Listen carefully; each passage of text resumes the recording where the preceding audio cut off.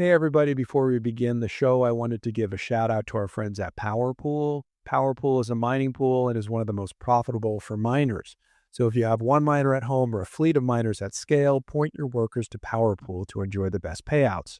PowerPool supports a number of algorithms, SHA-256 for Bitcoin, X11 for Dash, and others. And of course, we're focused and we care about the most, S-CRYPT for Litecoin, Dogecoin, and now Bell's Coin, merge mining. Pointing your workers to PowerPool is easy with its simple user interface, and the platform also has all the reporting available that your operation needs. Typically, PowerPool extends a low 1% pool fee. However, if you register with the 84 million link in the show notes, you will lock in a sub 1% pool fee, which is excellent. Cheers, happy mining.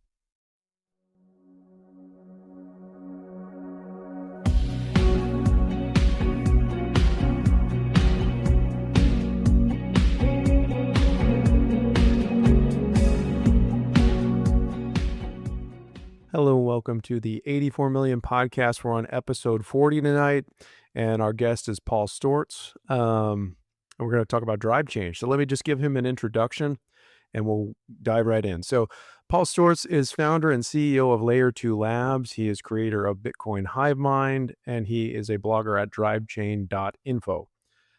He's also the author of BIPs 300 and 301, which of course we're going to talk about tonight. And you can find him on X at TruthCoin. Paul, welcome to the show. I know you don't like introductions, but we got to give you one. Well, yeah, thanks for having me. I think that was a mistake to say. I mean, people do need to know, like, who am I talking to here? And, is this a friend or an enemy? Yeah. So I try to be a friend, I just put out my little technology idea. Well, and we'll see if people like it or not. Well, that's what we want to discuss. So I know last year at the Litecoin Summit, you gave a presentation on Drivechains. Yeah. I know you've gone to lengths discussing Drivechains. You've been working on it for quite some time. Yeah, I would stop. I would quit if it ever made any sense to quit. But the world I just don't get it at all. Like, everyone seems to be, the non-mined L2s in Bitcoin have no future, I think. And they're always reduced to,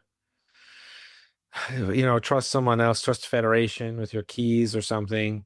And the drive chain idea just looks great. You could scale to 8 billion people. We have the Zcash privacy. We completed all the software. So Lightning is like this ongoing developer make work program. It doesn't even work, and all these people are jumping ship. And yet, so it is bizarre, but to spend so much time on it.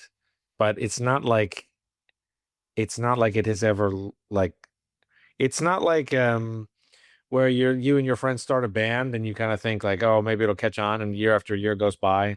It's just kind of like the fundamentals get better every year. So I don't know. It just seems pretty weird to me. Well, I do request that you treat me like a 4-year-old during this conversation, because I think a lot of this is again, we're here to listen and learn. So I'm one of the folks that needs to learn about what you're doing, and I think it's interesting. Maybe we start by just giving you kind of what is the brief statement on why you even thought of this. I want to say in 2015. Yeah. What was the problem you saw with 2015. Bitcoin in 2015, and what does it look like in 2025? Of course, we're going to talk mostly about Litecoin, but Yeah, as you might know, of course. With Litecoin, the angle is that I think Bitcoin is, making a lot of mistakes, and so this is, I think the time to compete is now, and eternal glory is unlikely but possible, and that's just, investing is like that, where the VC people will take 20 swings, go up to the bat and take 20 swings, miss 19, and then walk away, quadrillionaires, because the one they hit made a huge amount. But I was originally interested in this. My interest in sidechains was not like as this fundamental life-saving thing that would be make or break for Bitcoin at all. At first, I was interested in prediction markets, and I came up with this extremely complicated peer-to-peer oracle, which is still a pretty cool idea. It's less important now because more and more gambling has been legalized. There was like no legal gambling back when I came. This was like 2012. InTrade had been closed down by, the US authorities and the CFTC. Now you have like FanDuel and DraftKings, and you have Polymarket, so it's very different. I still think there's a niche for the censorship resistant peer-to-peer Oracle blockchain prediction market thing. I still think that's actually a really, really, really good idea and definitely worth doing. And I hope to do it. But that was how I got into it. And I was like, I designed this weird thing that I don't expect to be mainstream without a lot of, for many years of people seeing it work in the wild and stuff like that. So it's a very weird thing. And the idea of the sidechain was out there already on Bitcoin Talk, even though Blockstream hadn't written their paper yet. And so then they wrote their paper in 2014, and I worked on the prediction market thing and finished it. And then I was like, now it's time to attach this to Bitcoin. And so then I looked up what Blockstream had done, and it turns out they really hadn't done anything. So they had this weird skip list idea, but it was all like, so I was like working up close with the details, and I just thought like, they were going about it the wrong way more complicated and for no benefit. And they had I can go down the list of how what I did differs from. And in the original drive chain post, they have like an FAQ at the bottom. One of the questions is, how is this different from the Blockstream Appendix B in their October 2014 paper? Because there's a lot of like, I was very surprised when I zoomed into what they were doing, and I just thought, well, I don't really know like if I should use this at all. It turns out they also kind of abandoned everything they were doing. They never even, the skip list thing never came to fruition, and they just did the federated sidechain liquid. And that is just, they claim that there's 15 keys held by different people. There's no way of knowing if this is true. This is like a Zcash trusted setup. We have no way of knowing if this is true. And then you just give them the coins, and then you just kind of hope that they give the coins back. And then they have this other blockchain, but it's kind of a little bit of a song and dance. Like, it's not, but this is what happened with Bitcoin is, overall, everyone, because of the block size war, people kind of compromised on their integrity a little bit each day. And then now it's 10 years. It's been 10 years since 2015, and people just lie about everything. Unfortunately, it's very sad, but that's just how it is. And people don't even know, like they do the primal to primal zap on Nostr, which does not involve any Lightning transactions at all. Zero whatsoever. It's not even really a Bitcoin transaction. What are they calling it, Lightning? But they call it Lightning. Everyone thinks, Lightning is great. I just zapped my friend. It has the Lightning icon, and it's called Zap, and it's just, this is just part of the ongoing derangement. So unfortunately, this is like my cross to bear now, is that Bitcoin has accumulated all of this scar tissue and all these mistakes. And I worry about the future of Bitcoin if it cannot be honest with itself. But this is, the opportunity for Litecoin. This is why we would say, okay, before you might say something like, Bitcoin is too far ahead. This was the famous Brian Armstrong tweet from back in the day. Bitcoin is too far ahead. We should just be focused on Bitcoin and sidechains, he said.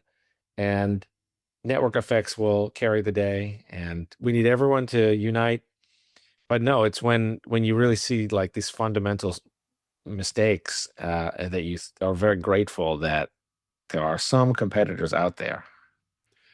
So yeah, sorry, long answer. No, that's good. So Drivechains, your BIPs were in a response to Blockstream coming up with a solution for scaling, and they ended up with Liquid, which I have not used it. I know it's more private. It is an L2. They're running it, but it's a single chain, is it not? It's not from what I'm learning about Drivechains, it's more like a Swiss Army knife. No, you're totally nailing it. That single. Wow, it's annoying. This is like one thing this has taught me, which is a little bit depressing, is that, so like that guy, who's the Dilbert guy, Scott Adams, right? He claims to be a hypnotist, but I think he even just saying that, he's like a genius in a way, because if you dig into what he's trying to say, people just attach so much information to the name or the word, the Patriot Act, whatever, and you'd think, who would fall for that? But actually everyone falls for it, the Ministry of Truth, and people fall for it, and so they call it a sidechain. But as you say, the true sidechain idea is not like one piece of software. It is a general technique that you could just reuse. You could say we'd have the Ethereum drive chain or the Zcash drive chain, or we would have the whatever the Monero drive. It would be like a general technique. It's like saying that you're going to use like long division or something. But then they say Liquid is a side chain. And one of the questions I would ask, even though you're way ahead of me on this, when I would try to, you know, knock some sense into people, I would say, well, what am I supposed to do? Let's say I want to use Liquid or whatever the hell they're talking about to make a Zcash sidechain on Bitcoin. What do I do? Mm-hmm. And then you just wait for people to answer, and they realize there is no answer, because the answer would be something like find 15 people again to be the multi-sig key holder on L1, and then just kind of like have them run Zcash in reg test mode and have them just process the deposits and withdrawals. And but you see that answer is just completely equivalent to someone made a wallet and we're just giving them all of our money and we hope that we get it back. And the whole of the Zcash sidechain part is not, there's not a fundamental part of the explanation of what's happening at all. It's just give the money to we just give the money to Visa or whatever, or just get in hope that you get it back. Give the money to Coinbase. Yeah. And you can see why that doesn't really have a future, because, well, there's so many paradoxes with it. It's like with Liquid, you could ask people, I've done this many times. You ask them, supporters of Liquid, there's really not that many out there, but you can find them if you look. And you can say, well, okay, you like Liquid. Liquid is just these 15 people. Would you agree that the security of Liquid rises or falls on the reputation of these 15 key holders? And of course they say yes, because that's true. Yep. And then you just ask them, okay, well, who are the 15 key holders? Did they respond to this? No, I happen to know, just because of pure chance and fluke and being in the industry for a while. I happen to know a few of them, and I asked, so I know some of them, but it's not publicly available information. And this is, partly to maybe stop them from being sued or harassed or whatever. So it partly makes sense, but it's also a paradox to say this rises or falls on the reputation of these people, and then they're anonymous cypherpunk identities that no one knows who they are. And you just kind of think, well, it just speaks to how poorly thought out it is. I hate to put it in those terms, but it's just like no one really cares about the substance, and that is difficult if you think that you have improved the substance a little bit. You just kind of think, Yeah. So, and then there's, it wasn't even open source for a while, and it's kind of still not. There's like different components of it, and then one part is open source. But the fundamentally, it's not open source because you cannot change. No one can no. It's weird because this is the hypnotism thing again. If I were to say out loud the sentence that goes like this, it says, "No one can download the Liquid source code and then change it and then release their own version." Okay, that's technically not true. But people would be missing the point if they said, I could download some of a version that they say is what the real Liquid is, and then I could release my own version with my own 15 key holders. Mm-hmm. But I couldn't change like the Liquid, network. It's not like where if I actually download, Ubuntu or something, I can change the font color or something if I want. Yeah. So it's all just, and then people say, oh, that doesn't matter, or it doesn't, whatever, it's like at a certain point, you have to just for my own sanity, I have to just say, I can't talk to these people anymore. I'm just going to release it the way I think it should be. And the only real way to make any sense of it is to release the software and show people exactly what it is you're talking about, because it's really hard to just do something like idea to idea. And most people are not set up for that, which is just to say, not everyone is a specialist in everything. So they're not going to, if you go to someone and you say, oh, I have an idea for a new type of roof, and it's, it'll last a trillion years. Yeah. People don't know. Everyone is a layperson. We can only be a specialist in like one thing at a time. So. Right. I'd like to have you elaborate a little bit more about the concern with federations, although that's not really the topic of the discussion, but I think it's important because Drivechains is not a federation. Right. So just reiterate what a federation get that too. And they say, well, people like Luke Dash Jr., who of course he has, many interesting opinions. I really like Luke a lot, although he has his own bizarre way of arguing where like he can't lie, but he just invents his own dictionary where everything has a different meaning to him. So you have to like decode it. But yeah, he'll say like, "Oh, the drive chain is just a federation of the miners or something," which this really misses the point. I think about like what makes Bitcoin, what made Bitcoin different than its predecessors that failed. Yeah. So Bitcoin had these predecessors: Liberty Reserve, DigiCash. There were eGold, right? I can't blanking on all the names, but there were predecessors to Bitcoin, and they all failed because they had one like a server that was responsible for it was just one piece of the thing. So, but usually the double spend, and so if they seize the server, the whole thing's obliterated. Bitcoin changed that around and said, you do not everyone is an equal peer on the network, and then the network state advances in a particular way. It's not like one person gets to do it. Anyone can do it as long as they meet the proof of work. Right. And the idea of miners as being I mean, this is going to get kind of philosophical now, and I don't know if I'm just, but this is how I honestly think about it: is there is no such thing as a fixed group of miners. Like, that is a misconception. There is a decentralized mining process that anyone can join or leave at any time. And if enough people actually leave, it becomes slightly easier to join with the whole difficulty adjustment. And so it's a dynamic membership. The fact that it is not a fixed set of people, a fixed list, where if you like killed all 15 people, it's like a Godfather and you killed them all at the same day. Like you could destroy all the miners today and the Bitcoin network would actually survive.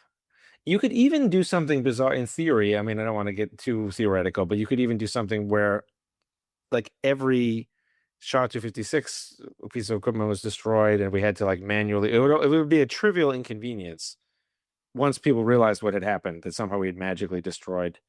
You need like planetary level magic, and then the fix would be to like one time lower the difficulty a special time, and the network would just be fine.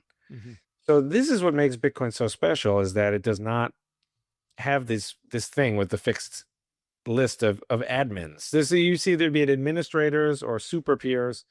Bitcoin has it all peer-to-peer, so everyone's equal, and that's what makes Bitcoin special. And yeah, I find this depressing that when people say things like Drivechain is a federation of miners, because the whole point of why Bitcoin succeeded was the miners part replaced the federated part. And so I find that quite annoying. I think have these people heard of Bitcoin? Like this is the whole game changing part, and it's no different in the case of Drivechain. Is why Drivechain will probably work. These other things will probably not work. It's with Drivechain, it's all unified behind the same. Users pay transaction fees. The transaction fee can go to anyone. It's just part of the transaction itself. The miners collect the transaction fees. The miners do the merge mining of all the different chains. The miners are the ones who have a vested interest in keeping all the chains working, and the miners can collect in geometrically increasing amount of transaction fees forever by doing this. And again, when I say the miners, that is short for the decentralized mining process. There's not like that's exactly what does not happen with Bitcoin mining. Is the transaction like pays a fee to the ARC supernode or the LN routing node. The fee is just part of the transaction. So you just have all this huge group of transactions, and you know that anyone could get those in the future.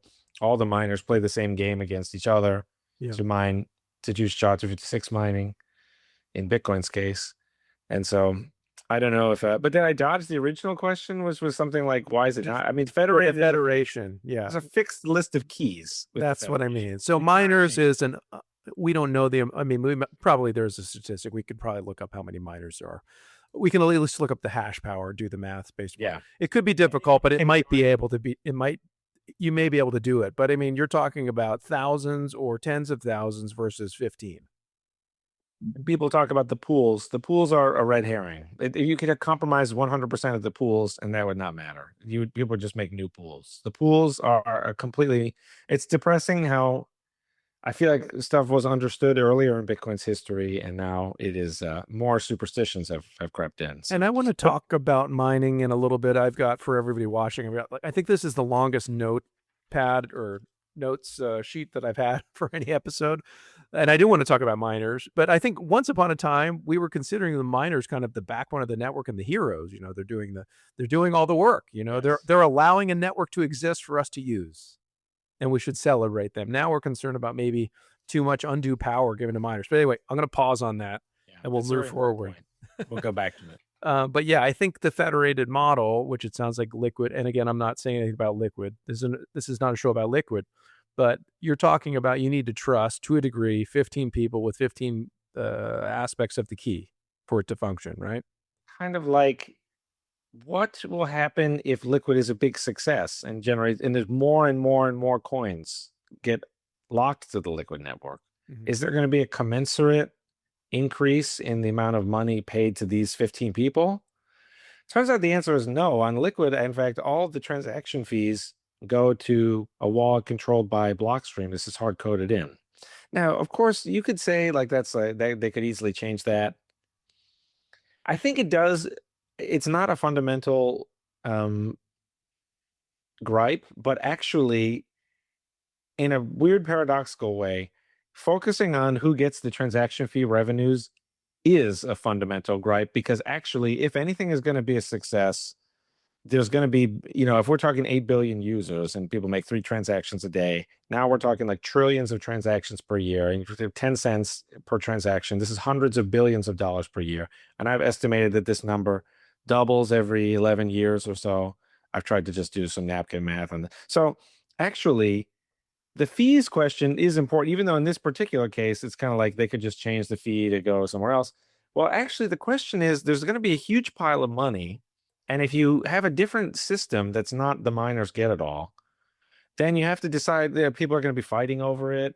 And the miners will be fighting you for it. The miners will say, well, wait a minute, we mine L1, we control everything that happens in L1, we control all the hash commitments for all the different L2s. The L1 controls all the L2s. Like a Lightning node, if you can't connect to a Bitcoin Core node, it won't even turn on. Same for Drivechain L2. If you cannot connect to Bitcoin Core, it just will have no idea like who has deposited to it, for example. So it just won't do anything. And so the L1 miners are quite fundamental. And so actually, they do have to get all the transaction fees because every other answer just leads to kind of a nonsensical outcome, which will never happen in the long run. And that's the incentive model beyond the 21 million cap, or for Litecoin's 84 million cap, right? We're looking at fees to compensate for security and everything else.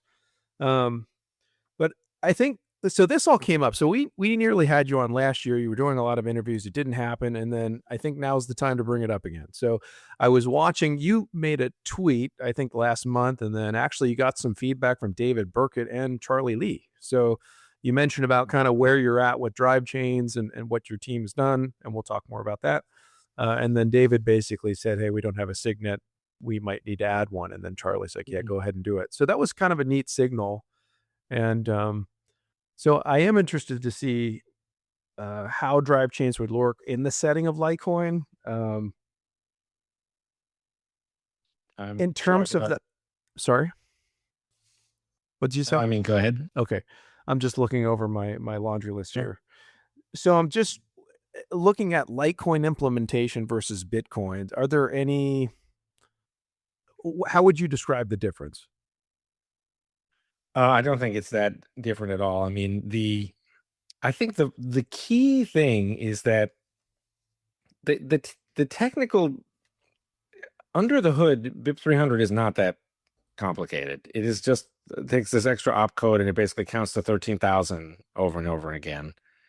And it sounds weird, but that is all it does. And it has this idea of like a cross-chain confirmation, basically, where the miners just choose which withdrawal kind of they want to build on. And it doesn't really cost anyone anything. They just promote and the withdrawals are deliberately very slow so that it's acknowledged that if the miners want the system to work, then it's very, very, very, very unbelievably easy for them. It's like one hash has to be right every 3 to 6 months. So it's very easy for everyone to keep everything in sync. And like even with the QSIF activator, you just run like a second piece of software next to the Bitcoin core client. The fundamental thing is it is I didn't really realize this when I came up with it, but really the fundamental thing is it is what you're doing is you're pitching like a vision for 8 billion users.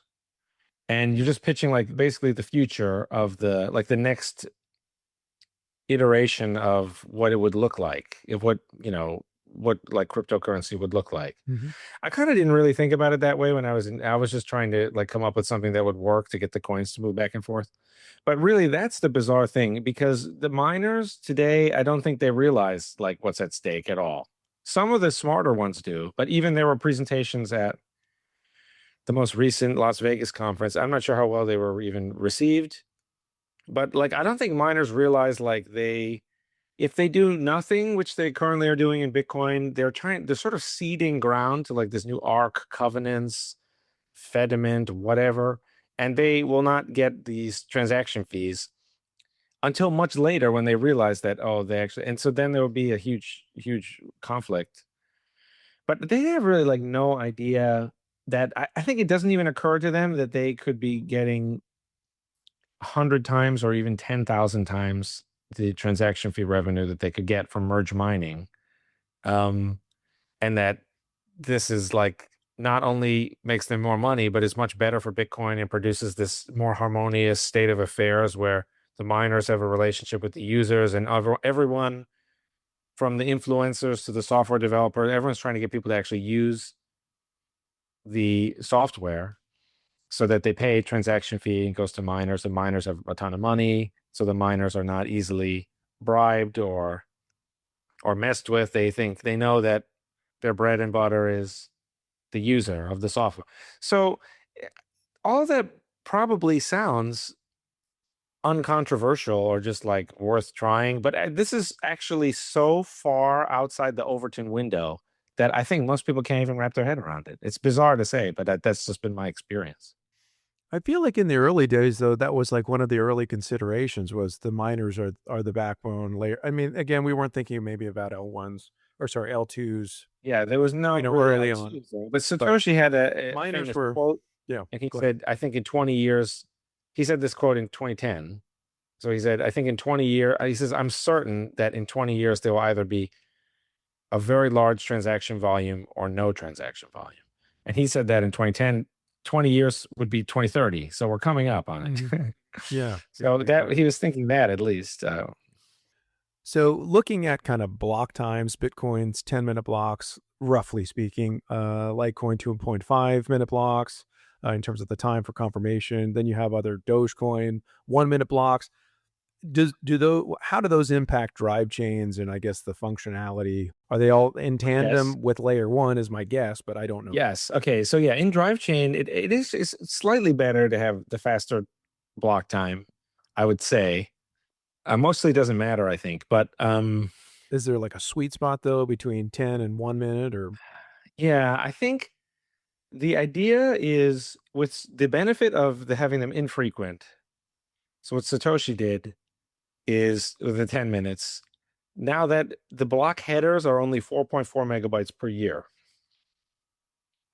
And actually you can sync the proof of work of the chain with just that. So that's in the modern day, 4.4 megabytes per year is basically nothing, you know? And so that's definitely a benefit. The benefit of having the blocks more frequently is that it's a little bit, better user experience for the user. So my guess is that given that the internet speeds and the hard drive costs and everything have come down, that cutting it down is a little bit better. Um, Eventually, you can make it much too short, and at which point you're not really binning the transactions into blocks anymore, and then you lose the proof of work idea. You have too many like orphans, and you're not the whole invention. That's Satoshi's whole invention was instead of us tracking each transaction, which is not possible because the consensus will fork too much because of the speed of light, and like transaction happens in Hong Kong and a different one happens in New York because the attacker has planned it out that way, so they're released at the same time. So that's not possible. But if instead you have a 10-minute block and the block header is only 80 bytes, to get 80 bytes around the whole planet in 10 minutes on average is very, very, very, very easy. So this was kind of the whole invention. And I would say that between 2.5 and 10 minutes is not a significant difference. I think but this, I think the temptation is certainly to make them really, really short so that it looks like people get immediate feedback when they make the transaction.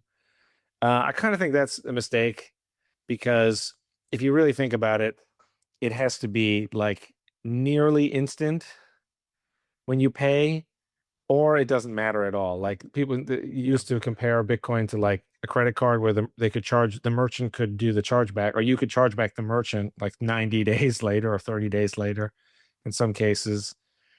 And people would do that. So that was the real apples to apples comparison, back in the early days of Bitcoin, back when people cared about the fundamental comparisons and things like that.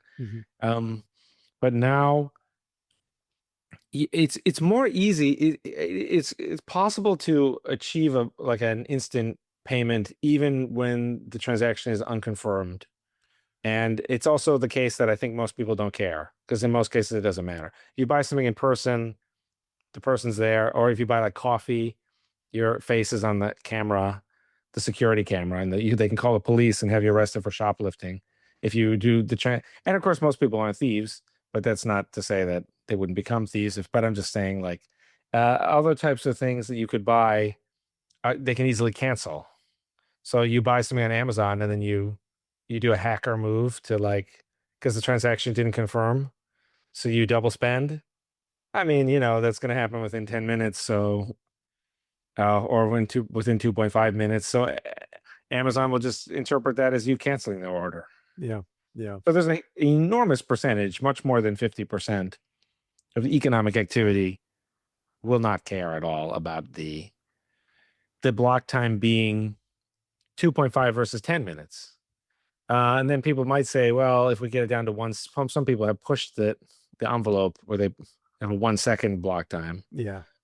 And that is a mistake. What you should do, if you really care about speed, you should be within the slower block universe, and you should build some special. There's plenty of actually special. People have come up with interesting ideas about, you like float like a $200 bond, and then transaction you make, you link to that. And if anyone ever has evidence that you have signed something twice, because you have to sign something twice so they can bring the evidence and destroy. So now all payments less than $200, henceforth, you can credibly say that you will not double spend. And there's other types of things too. People have suggested you buy gift cards, you do bit refill or something.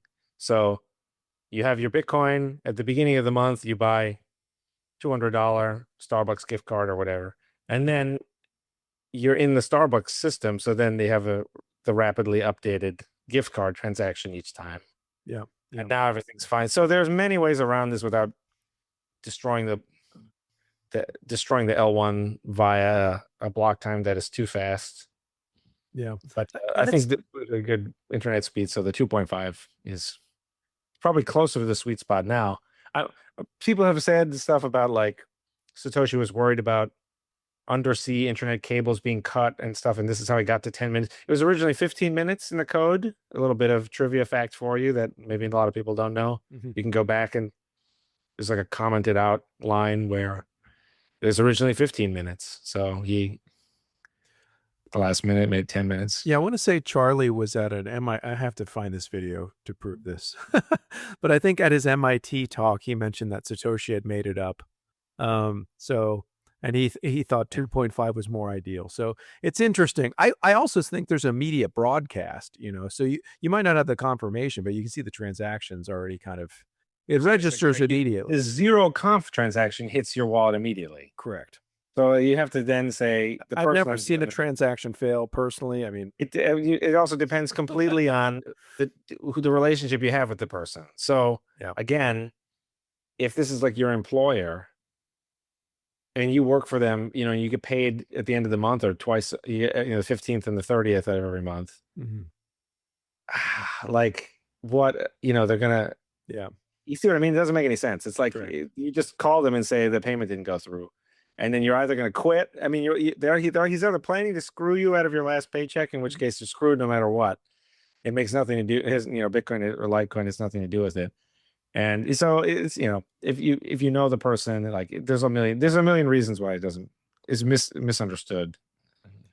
Your case for drive chains as a security measure for the adopting network, okay, or a benefit to miners. We already talked about this a little bit, but yeah, just elaborate more on that one. Well, you're referring to the fact that the more money the miners make, the more money the miners must spend on mining, and so there we have. If we care about proof of work, Which we we do. want the miners to spend a lot of money on mining, Yeah. but the miners cannot possibly spend any more money than we pay them. Otherwise they will go out of business. So if the revenue is choked up, then imagine a world where we only spend all of the transaction fee revenue on the whole chain is 10 cents a year. Just this is like in physics, to take an extreme case just to make an example, Mhm. even if it's a little absurd. But you just say, well, it's theoretically possible that the block subsidy runs down to zero. All 21 million Bitcoins have been mined, or all 84 million Litecoins have been mined. And now everyone only pays so a lot of people pay 0 sats per transaction, or they pay almost nothing. And so it just adds up to 10 cents per year.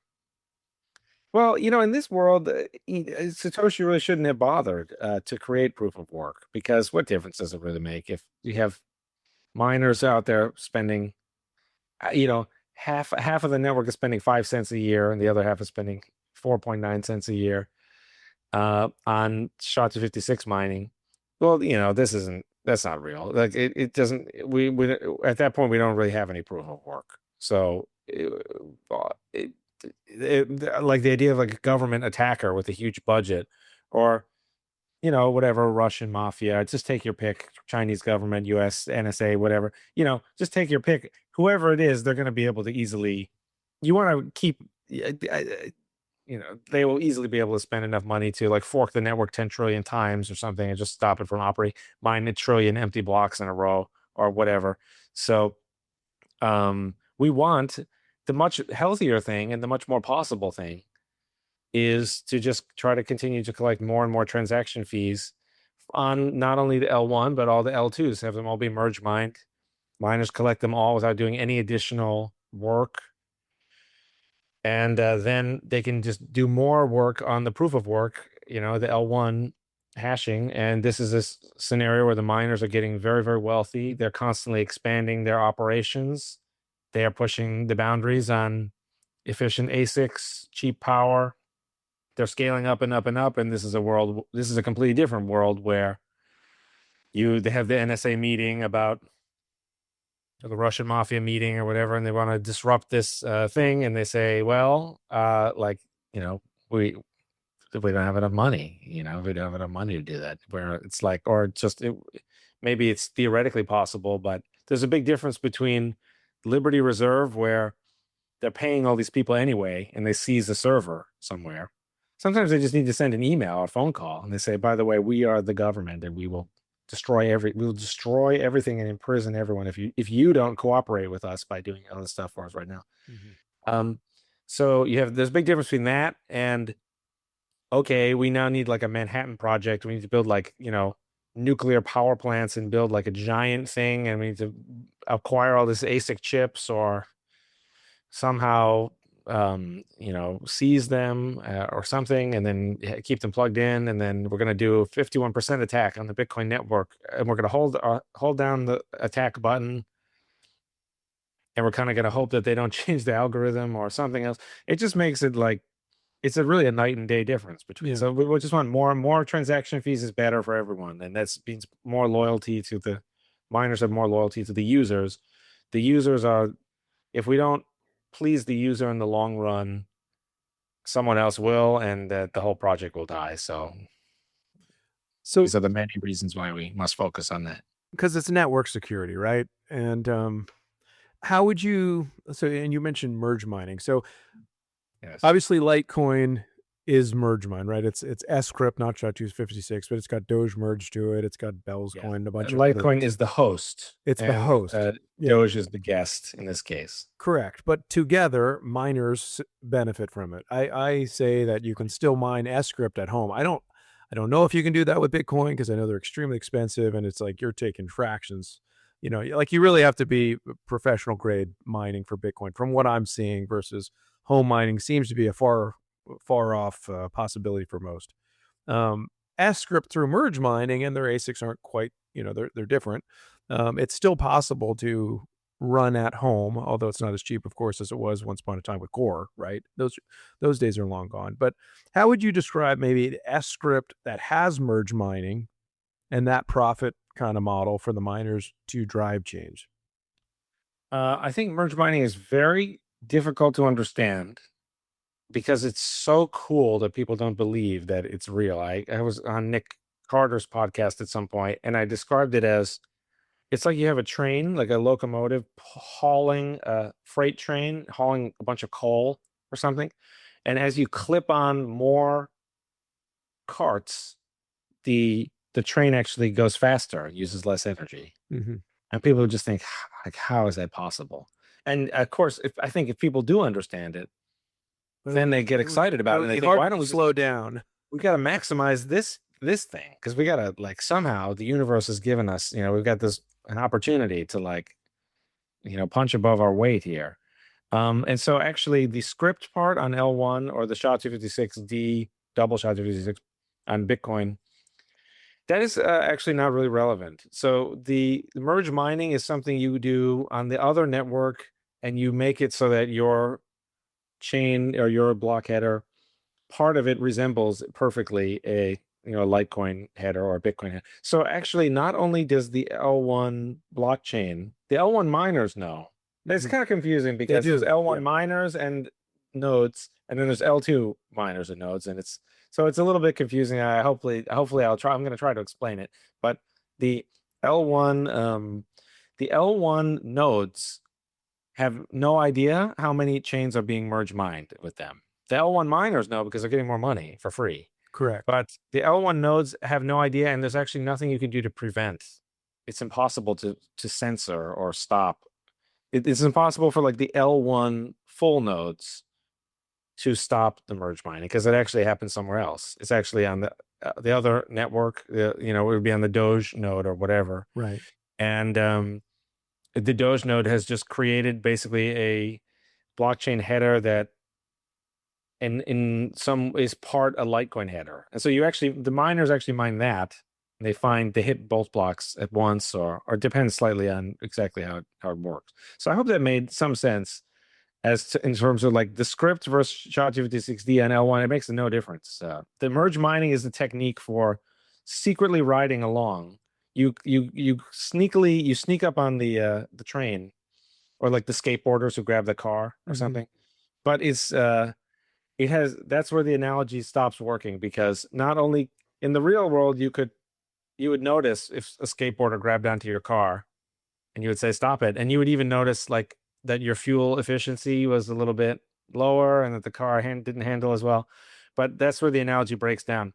You don't have any idea how many people there could be. 10 trillion people merge mining on your car, and you cannot get rid of them, and you have no idea that they're there, and it does not impede the car in any way. And in fact, you notice that your car is actually it doesn't need oil changes or something. It is, I don't know what the analogy would be, but more money is coming in. Somehow the car is driving you around easier than before, and you would Yeah. just be like, wow, But it helps security because there's more profit going to miners. Even though, like more you money. said, the Doge node, when you're only, hey, I want to send Doge, versus a Litecoin node, they're not talking to each other. They're one to another separate. But at the mining level, at the script level, S-CRYPT level, they're connected in terms of mining.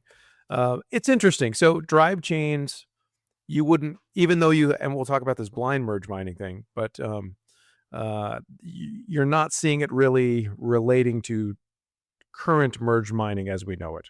It's very different. The drive chain mining. Well, I came up with a variation of merge mining called blind merge mining. Yep. And even though BIP 300 is inexplicably controversial among some, although you can explain some of it as well, we could get into that later. But BIP 301, which is blind merge mining, there was only ever this one guy who didn't like it, and then eventually he came on a few spaces back in 2023, and I did the spaces, and then after like 2 or 3 episodes that were each like 3 hours long, then he was like, I understand it better now, and he liked it or whatever. So BIP 301, there's never really been any controversy about. And in fact, it was used in Ruben Thompson's like space chains, like these other projects that actually kind of existed temporarily on Bitcoin. They're very, very unambitious projects. A space chain is kind of like a drive chain, but you send the coins and then they're immediately obliterated. So not only is there's no ATM machine like of the coins going back and forth, but there's just one way and then it's a black hole. So I thought, well, that's not that's not that great of an idea. But the point is, that this blind merge mining thing, I don't think there's too much of a big controversy about it. And in my view, it's very similar. The end result is very similar, but I can describe the differences if you like. Yes, do it. We've got time, as far as I know. The original merge mining was you would run like so like Namecoin was the first altcoin, right, and it was also the origin of merge mining. Satoshi invented merge mining like in 2010. Was it ever merge mined? Yeah, so in fact, it's the first merge mined coin, and it is still since 2011. It has been continuously merge mined with Bitcoin to this day. And that was for DNS, decentralized DNS, correct? That's right. Like kind of like an ICANN, or it was to replace ICANN. Yeah, which is or compete with. Potential is there, and this is part of the, what might have been. For some reason, this is the huge topic, but it makes me sad. Bitcoiners used to dream big, and we used to have like the vision of like technology just like devouring everything, and it's all be open source. Yeah, sovereignty to the user. This free speech kind of Richard Stallman super era was almost like almost the attitude. Yeah, and it was like Bitcoin is only the beginning, and we're going to have like more contracts and etc. This was kind of vague. It was kind of half baked, but it's interesting that Namecoin was so quick off the. This is right in 2010. Mm-hmm. Bitcoin is still very, very, very small, and yet people floated this idea. And we can talk all about that if you want. But the point of this story is just that Satoshi invented merge mining to make it so that the two networks would share hash power. And it's a great invention. And I think it will end up, like it's the future of the blockchain model is to have. And with energy consumption too. Right? Energy consumption too, because you're using the same amount of energy to secure two different products, if you will. Right. Yeah. You reuse the proof of work on all the merge mine. The merge mine ones are along for the ride. So they all have they all benefit from being very, very difficult to rewrite. Like the attacker would have to like rewrite the L1 to rewrite the L2. And now that's way harder. So, okay. So the original merge mining was like the miners would switch from running the Bitcoin software to running the Namecoin software. The Namecoin software would construct a block that, as I said before, it was like the Namecoin block was like it contained a Bitcoin block in it. I'm not sure the best way to explain or elaborate on that. It's kind of like if you had, maybe I'll just make something up right now and hopefully it'll work. But it's kind of like if you're reading Lord of the Rings, and then in the middle of it, there's like a Harry Potter chapter or something, and that's like Aragorn has a dream, but the whole text is there. Mm-hmm. So. This is the clever technique: is you found a Litecoin block, you found a Namecoin block, and then there's a Bitcoin block right in it. So maybe if you really only cared about the Harry Potter chapter or something, or you cared like 100 times more or whatever, it doesn't make any difference. Right. You're going to get both. And there's some other differences too. Like it's possible to find only a Namecoin block. In blind merge mining, it's not. In blind merge mining, you find the whole set. You must find L1, and then you optionally find as many L2s as there are, and as there were in that 10-minute period.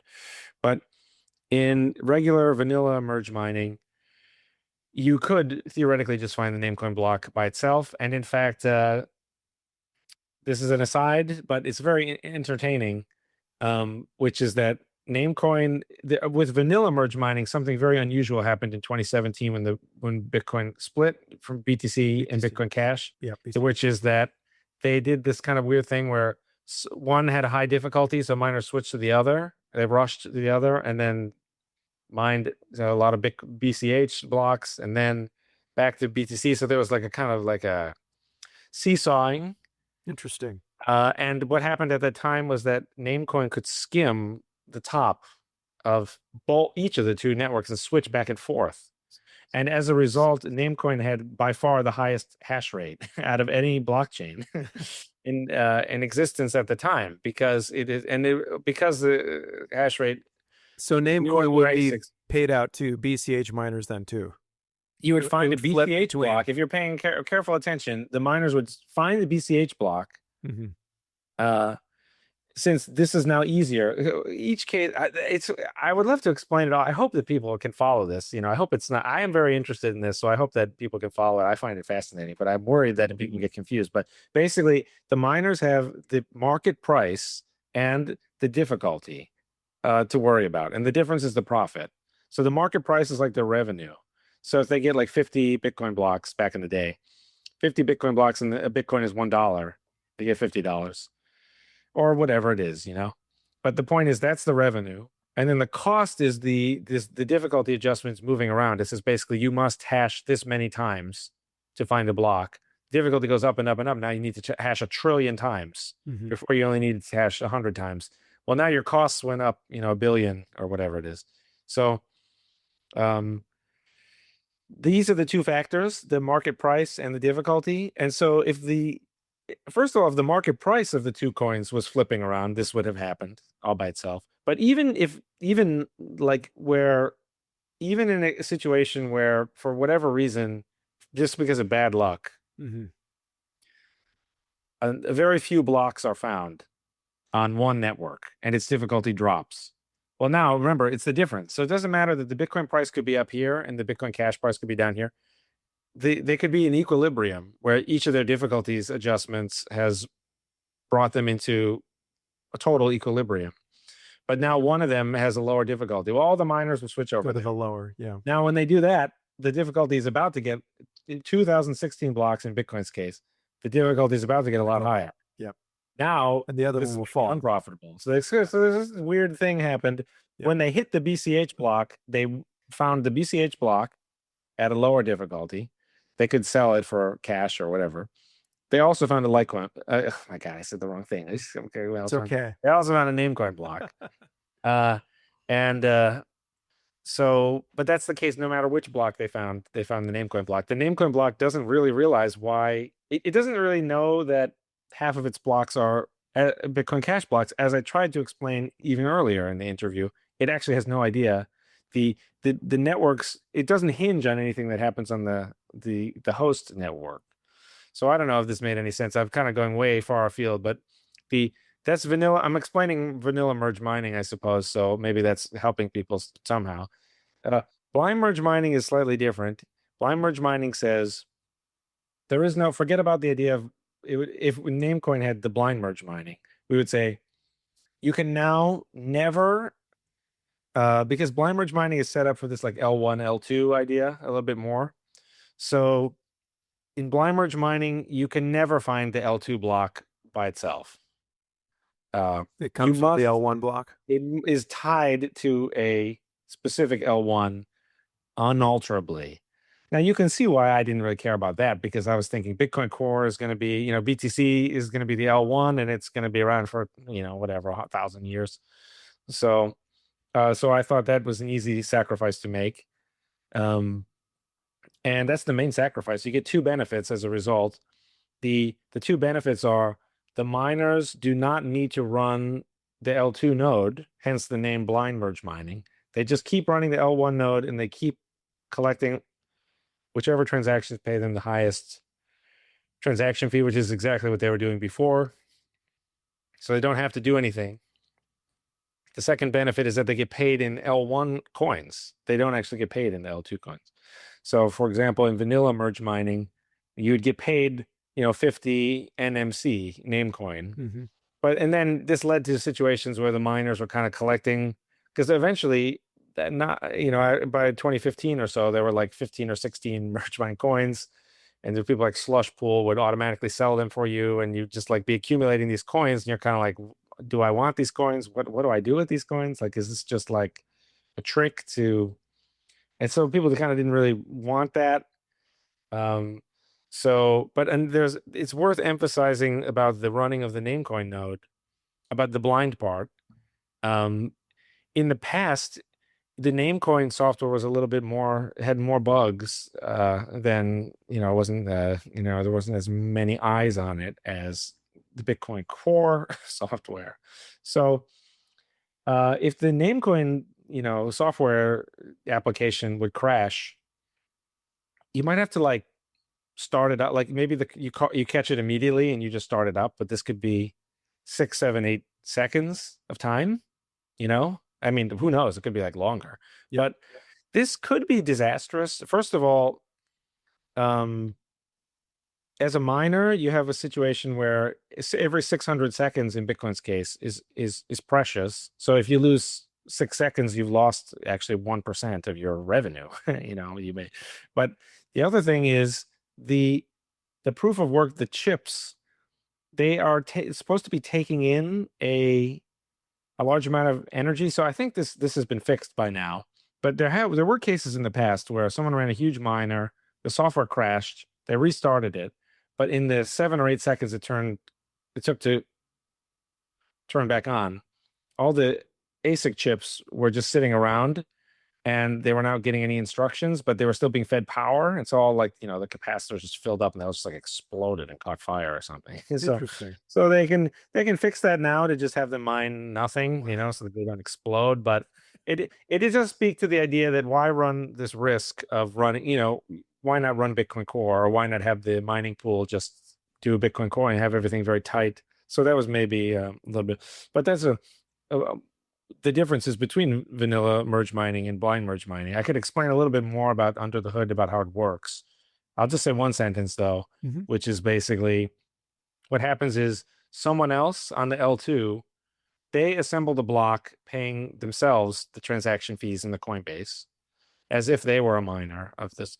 And what they do instead is they on L1, they make a special transaction. They basically bribe they say, I will pay this amount in transaction fees, but only if you put this particular hash code like in the Coinbase on L1. So it's all about this one transaction that is either fill or kill. They have to put it in or just discard it. And this encourages many, many people to try this because you're running the L2 node anyway. So you just say, well, I'll just try to make the block, and the block is worth $100 or it's worth $10,000. I'll pay $9,500. And either they will accept, I'll pay 9,500 on L1, but I'll get the block. I'll get the L2 block and I'll get 10,000. They'll either accept or they just won't, and I'll be unharmed. I'll be exactly as it was before. So that's the broad stroke of how it's different. I don't think there's been that much controversy, but it's quite possible to use BIP 300 and BIP 301 independently. So you could use the withdraw deposit part and have a completely different way of finding blocks if you want it. But I think they work pretty well as a pair. The whole idea is make the miners really happy about having these L2s, because the L2s are like a goose that lays the golden egg. And so the blind merge mining part, it just kind of keeps it very, very simple, where they just get more money. They don't really have to do anything. So that's, I think, a little bit of synergy. Yep. In terms of interoperability, and let's say Litecoin adds Drivechains, tomorrow, it's going to be on Litecoin. And despite the other merge mine chains to Litecoin, would they be affected at all by what Litecoin and the development and the community decided to do? What do you mean? What would be affected? Meaning we already have a vanilla merge mining scheme, other things piggybacking yes. off of Litecoin. If Litecoin adopts Drivechains, Doge would not be affected by that at all, I don't think. Okay. I mean, of course, there's the indirect effect of like, what is the final destination of this whole industry? Hmm. So in my view, the final destination is like one dominant coin, the small block L1, and has all these different large block L2s of all shapes and sizes. Huge amounts of transaction fees are being paid, is a dominant force on the internet. And um, so that's kind of what I guess would be the case, is that the winning coin will displace the other coins. And I kind of, I've kind of always believed that, even from the early days. But there's not, it's the evidence kind of comes and goes because sometimes it looks, as I said at the beginning, now it looks great that more, there's more competitors, because it looks like BTC will have accumulated all these weird errors for no reason.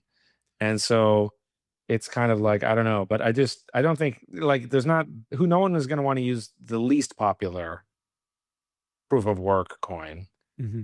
No, and then that one will die, and then there'll be another one that's the least popular, and that one will die, and they'll all just die. It'll be like a party where there's like a stigmatized locate. It's like you're being like drawn to like Times Square or something, I just think it's like gravity is Yeah. my guess, but maybe I'll be totally wrong about that. I don't know. I'm just trying to kind of envision how it works. So we have already a merge mining scheme. Granted, Doge people don't have to care about Litecoin, or Litecoiners don't have to care about Dogecoin, etc. But the miners do. So like, let's say the miners get a windfall through drive chains on Litecoin, but they're also going to get profit from, unless it's diminishing to zero because of what Litecoin just did, which could happen possibly. We'll talk about that. But the merge mining as is, plus Litecoin adding a drive chain, drawing more energy to Litecoin itself because of the new functionality. I'm just curious, and I think there's limits to how many drive chains you can add. So like, what if we hit our limit and then all of the merge mine L1s add a drive chains, and you have like, is that a scaling feature? I think the limit is misunderstood. Scaling scales? Because Yeah. the limit is just because it doesn't matter. So you could have drive chains of drive chains, and you could have L3, L4, whatever, this giant tree. The limit in BIP 300 is 256.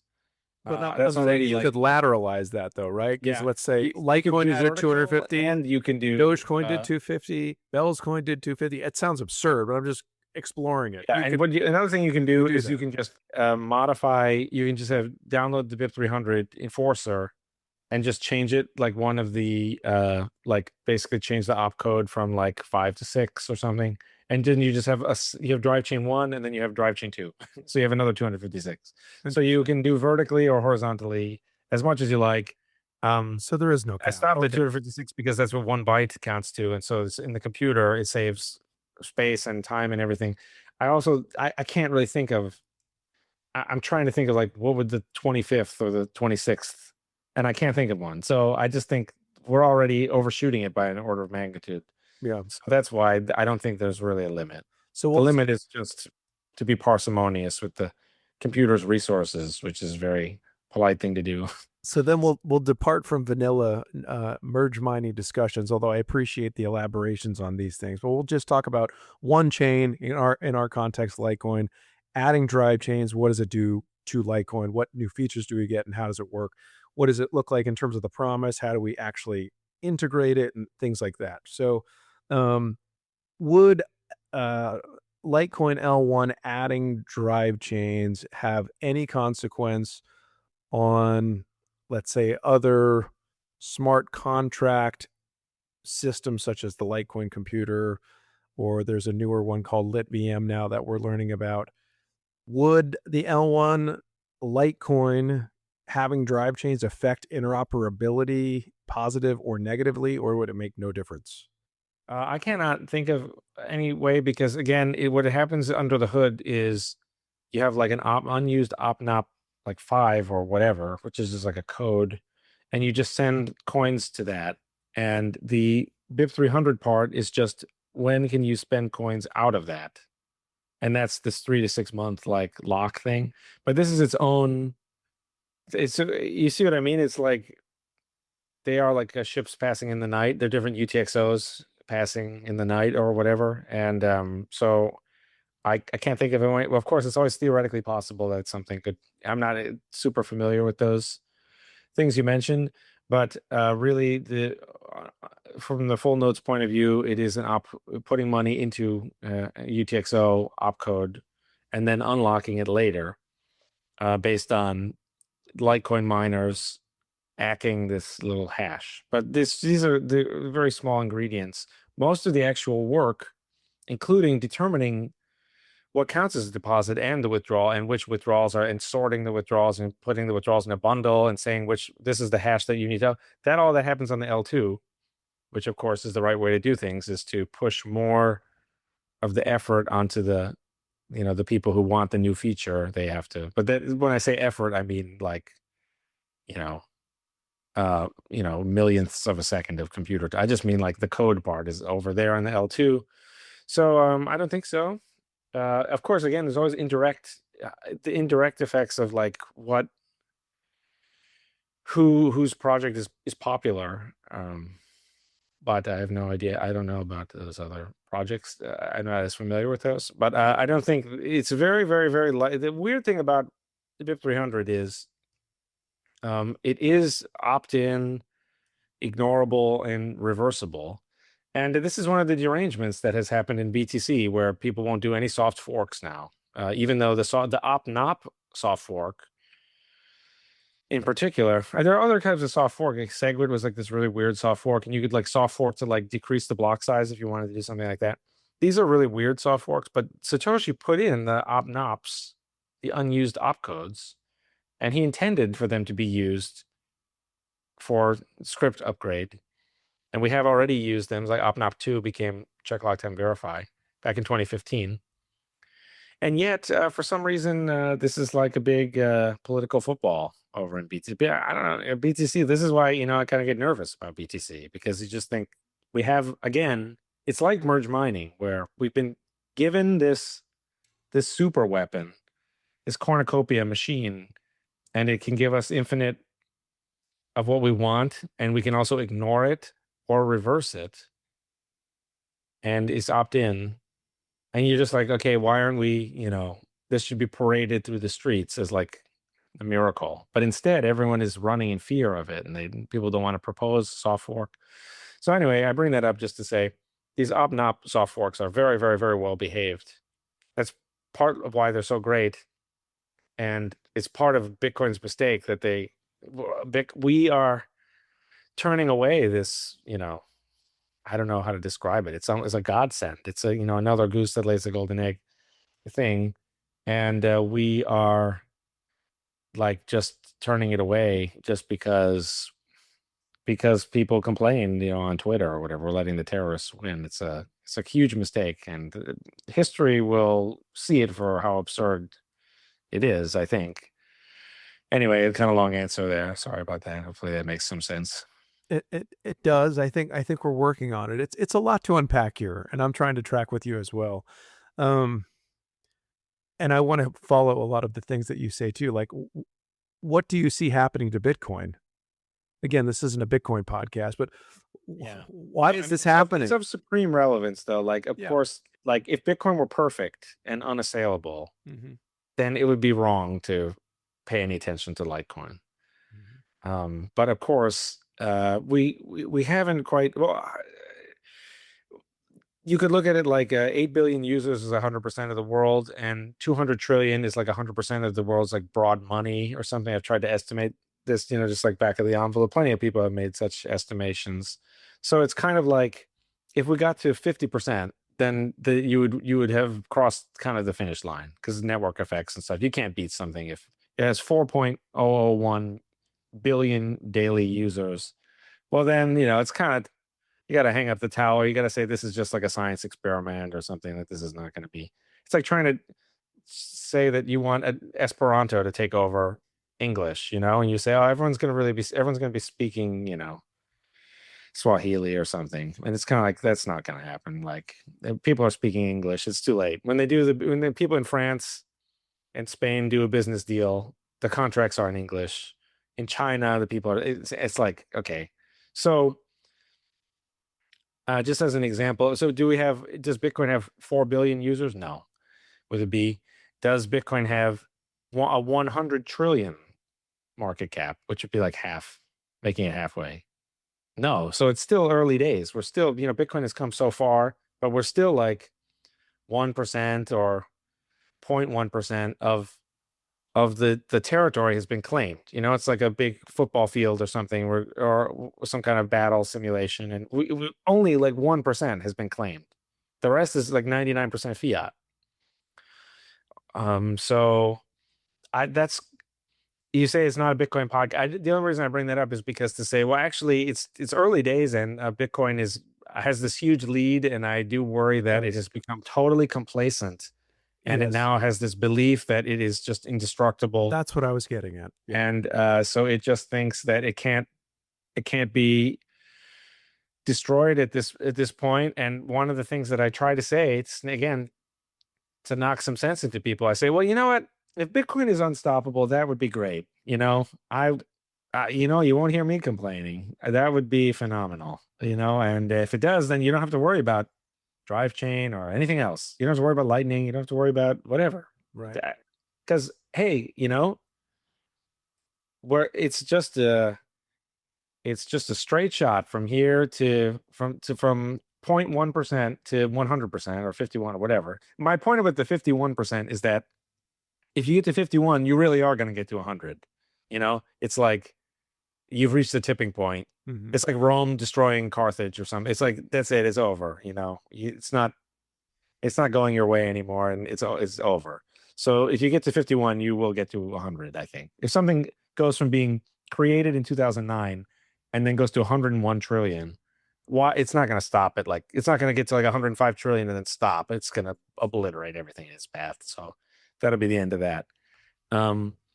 So that's why I bring that up. But this is what people think. They think we basically have already reached that point. So even if we had reached the market cap, that could also be a mistake, right? People could be under a misapprehension. This has happened all throughout financial history and business history, where the bigger they are, the harder they fall. People would say, "Oh, how can we compete with Kmart? How can we compete with Sears? How can we compete with Macy's?" And and none of them. Now they say, "How can we compete with Amazon?" Right. Yeah, just wait. So it's over and over again. These things get obliterated. People thought, who's gonna? At one point, I remember Milton Friedman made a joke about Kmart. People were worried about Kmart buying Sears, and then it was like Sears buy Kmart. It was like they had flipped the. I don't remember the exact wording of the joke, but anyway, I bring all that up just to say that Bitcoin has become complacent because it's in the lead, but it is not in the lead enough. And I think enough complacency will destroy anything. And you can look at the unsinkable Titanic. You can look at the fall of Rome. And they say, well, Rome, the Visigoths are at the gate, and they say, well, Rome stood for 1,000 years. You can't sack this city. Right. We have never been sacked. And the Visigoths are like, what? We don't care. We're just gonna kill everyone and take everything. So it's because of the lead too. That's the tragedy. Is it's because it had stood for 1,000 years that everyone just assumed that it could not be, and then that led to it being sacked. So I certainly see this happening in Bitcoin, where people, the culture of truth has declined. People don't care as much about talking about the real ideas. They don't care as much about like if what they say is even real, like the primal lightning, primal to primal lightning, custodial lightning. People don't even care about the difference between custodial lightning and real lightning, even though the difference is night and day between actually having Bitcoin and not having any Bitcoin at all. So it's a pretty big difference. And so I could go through. I have I'm actually planning on writing a post of just derangements in Bitcoin, like weird deranged things, and the list is getting pretty long. And unfortunately, I think they each take a little bit of time to unpack, but they're just our emphasis on the Lightning Network. Some of them are I have them in like big, medium, and large, but there's all kinds of bizarre derangements in Bitcoin. The idea that Stratum v2 has anything to do with mining, the idea that BTC Pay Server has anything to do with BitPay. There's just all these weird ideas that have floated around. People don't care. One, though, that I will emphasize is that I think to get, you have like a Ponzi track, and then you have like a user track, you know?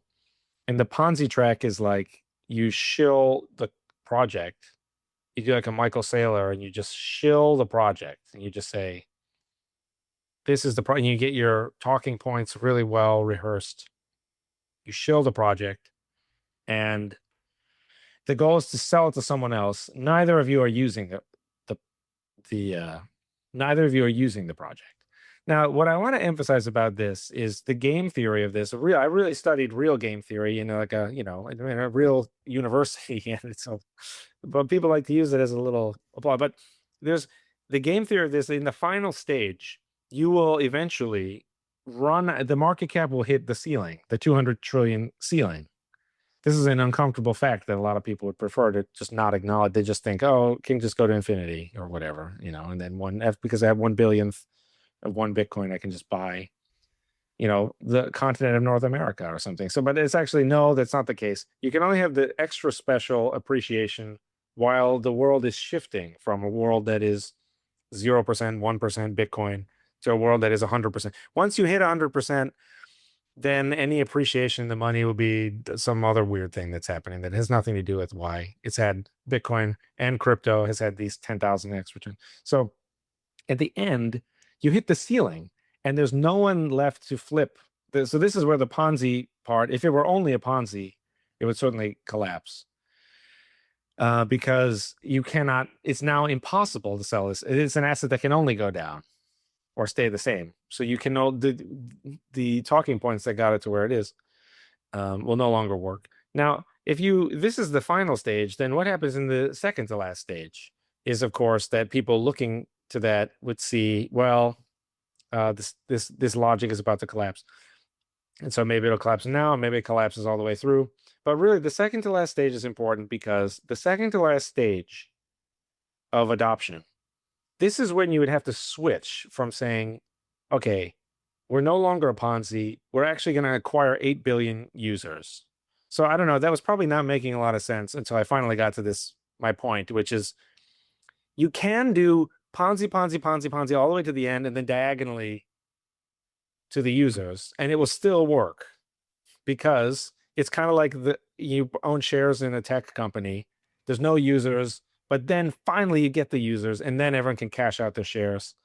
And now it's a stable world where you have 8 billion users, and the users are paying customers. It's like, they're paying for like a Netflix subscription or something. So you can delay that all the way until the end if you want. That is theoretically and economically possible. So the question is that what we're doing? Because it's sort of, maybe it is, maybe it's not. Of course, Saylor et al. Seem to de-emphasize the actual users, and of course, custodial Lightning is not acquiring 8 billion users. That is just papering everything over. The people are really using, their Visa credit card or something to pay. They're not actually using the idea. And to just wrap this finally up and to say what my point, sort of actually is that at the end of the day, the 8 billion user part is the life or death. You can delay it, but you have to pull it off at some point. So, but in Bitcoin, this is now seen as another thing to point out about this is it's not only is it very difficult, not only is it so essential, but it's also very difficult. It's very easy to just go on stage and give your little talk and have AI image slides or whatever, and just have your talking points. You can see how it's like from very far away, it's very vague and it's very abstract, but then actually building software that works for 8 billion people is really, really hard. Yeah. I compare it to like Theranos sometimes, where like the marketing team at Theranos, and they were all so happy, and then the product people are working on this blood machine and it doesn't work, and they're all miserable. And then that one guy took his own life, that one Stanford professor who worked there. So you see, it's so tempting to just be the show, but I've rambled a little bit there, but these are some of I bring that derangement up in particular. That's one of the big ones.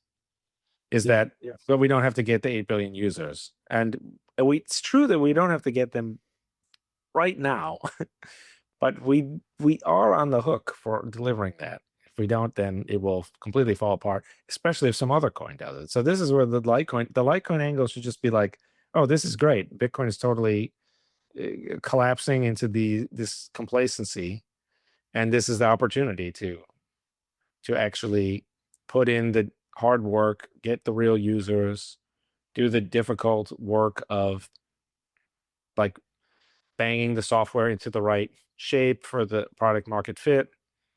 And but yeah, it will be, of course, it will be very difficult to beat the network effects of Bitcoin, but these network effects are also what is making Bitcoin so complacent. Yeah, I think it's a kind of a lethal arrogance. And this is actually, so I have some community questions at the end. And this is sort of one of them is, it's been pointed out about the mempool being more empty than normal, mostly empty, in the setting of an all-time high, or essentially an all-time high. So what does this look like to you? It's actually quite bizarre. I don't think about it the way that most other people do. But even so, I end up with the same conclusion of that. It's really weird because I wrote this long post, Security Budget 2, which is about merge mining. I wrote a security budget in the long run, like back in 2019, and then I wrote in 2021. But one thing that I pointed out, people said, oh, fees will pay for security. The fees keep going up and up and up. One thing that I pointed out is that, first of all, the fees went up for a misleading reason in the past, which is how the software was coded. So when the price of Bitcoin went from like 1 cent to 10 cents, or 10 cents to $1, it looks like the fees are going up by a factor of 10, but really they're going up from like microscopic amount that no one would ever care about to a different 10x. But these are all they're all like beneath 10 cents, the total fee. So I was like, none of that counts at all. So that does not count as really going up. This is an artifact. But the second thing I pointed out was the fees go up when you have these crazy bubbles and everyone gets really, really, really into Bitcoin, and so the fees would go up from like nothing to like $20 per transaction. And this is partly because these are euphoric moments where Bitcoin is going up 10x or more. There was time, I remember when it went from, $32 to like $250 and crashed. And I remember when it went, in the end of 2017, it went to like $19,000 in the crash. But it's going from like $800. So it's going up. Everyone's just thinking, oh, I'm going to be rich. No one's caring about, people are selling their coins and they think I'm going to make huge amount of money. They don't care about the $20 fee. People buying the coins, they don't care. So normally you would see this association of when the price goes way up, the fees go way up, and in an annoying way, because it makes people think, people that I've had some disagreements with in debates that people can look up and listen to in the past, Dan Held and these other people, they're perfectly nice people, of course, but they say something like, they plot like a trend. The trend is like 000 punctuated by like 4 or 5 episodes where the price is skyrocketing. And then, oh, the fees were $5 for like a month here, or the fees were $10. Oh, the fees were like, and these are all, again, this is exactly the kind of thing that cannot happen once you hit 200 trillion. This will never happen again. We'll never have the euphoric speculator fee bump. And that is completely temporary. And I had the Sisyphus guy rolling the boulder. I was like, okay, the fees go up, but they don't, these aren't real. These are not people like using the network to like buy food. This is a completely different type of thing. So now not even that is happening. Right. So that's why it's weird to me. Other people will just point out, hey, no one's using Bitcoin. We've lost our way because we don't care about users. All that's perfectly true.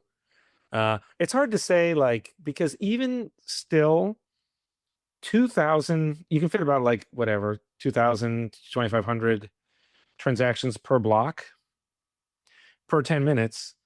And that's actually kind of a lot, really. So you still have a lot of I don't, it's hard for me to really say like where are the usage numbers, but you can look at other people, like you can look at Bitrefill or you can look at like a Pork Fest. They just had something Yep. where they said who has Cash was the number one. It's like 60%. So they publish that, and then you can see, oh, where does Bitcoin rank, um, year after year, and it's like the bit refill data is very reliable, I think. Um, What about the so BitPay data? I think BitPay is BitPay is another one of the derangements. So if we had this great thing where you could They didn't rebrand it yet to LitPay. I'm wondering why. It's been 18 months. Yeah, that's a good point. BitPay I thought was the most important when I first was getting into Bitcoin.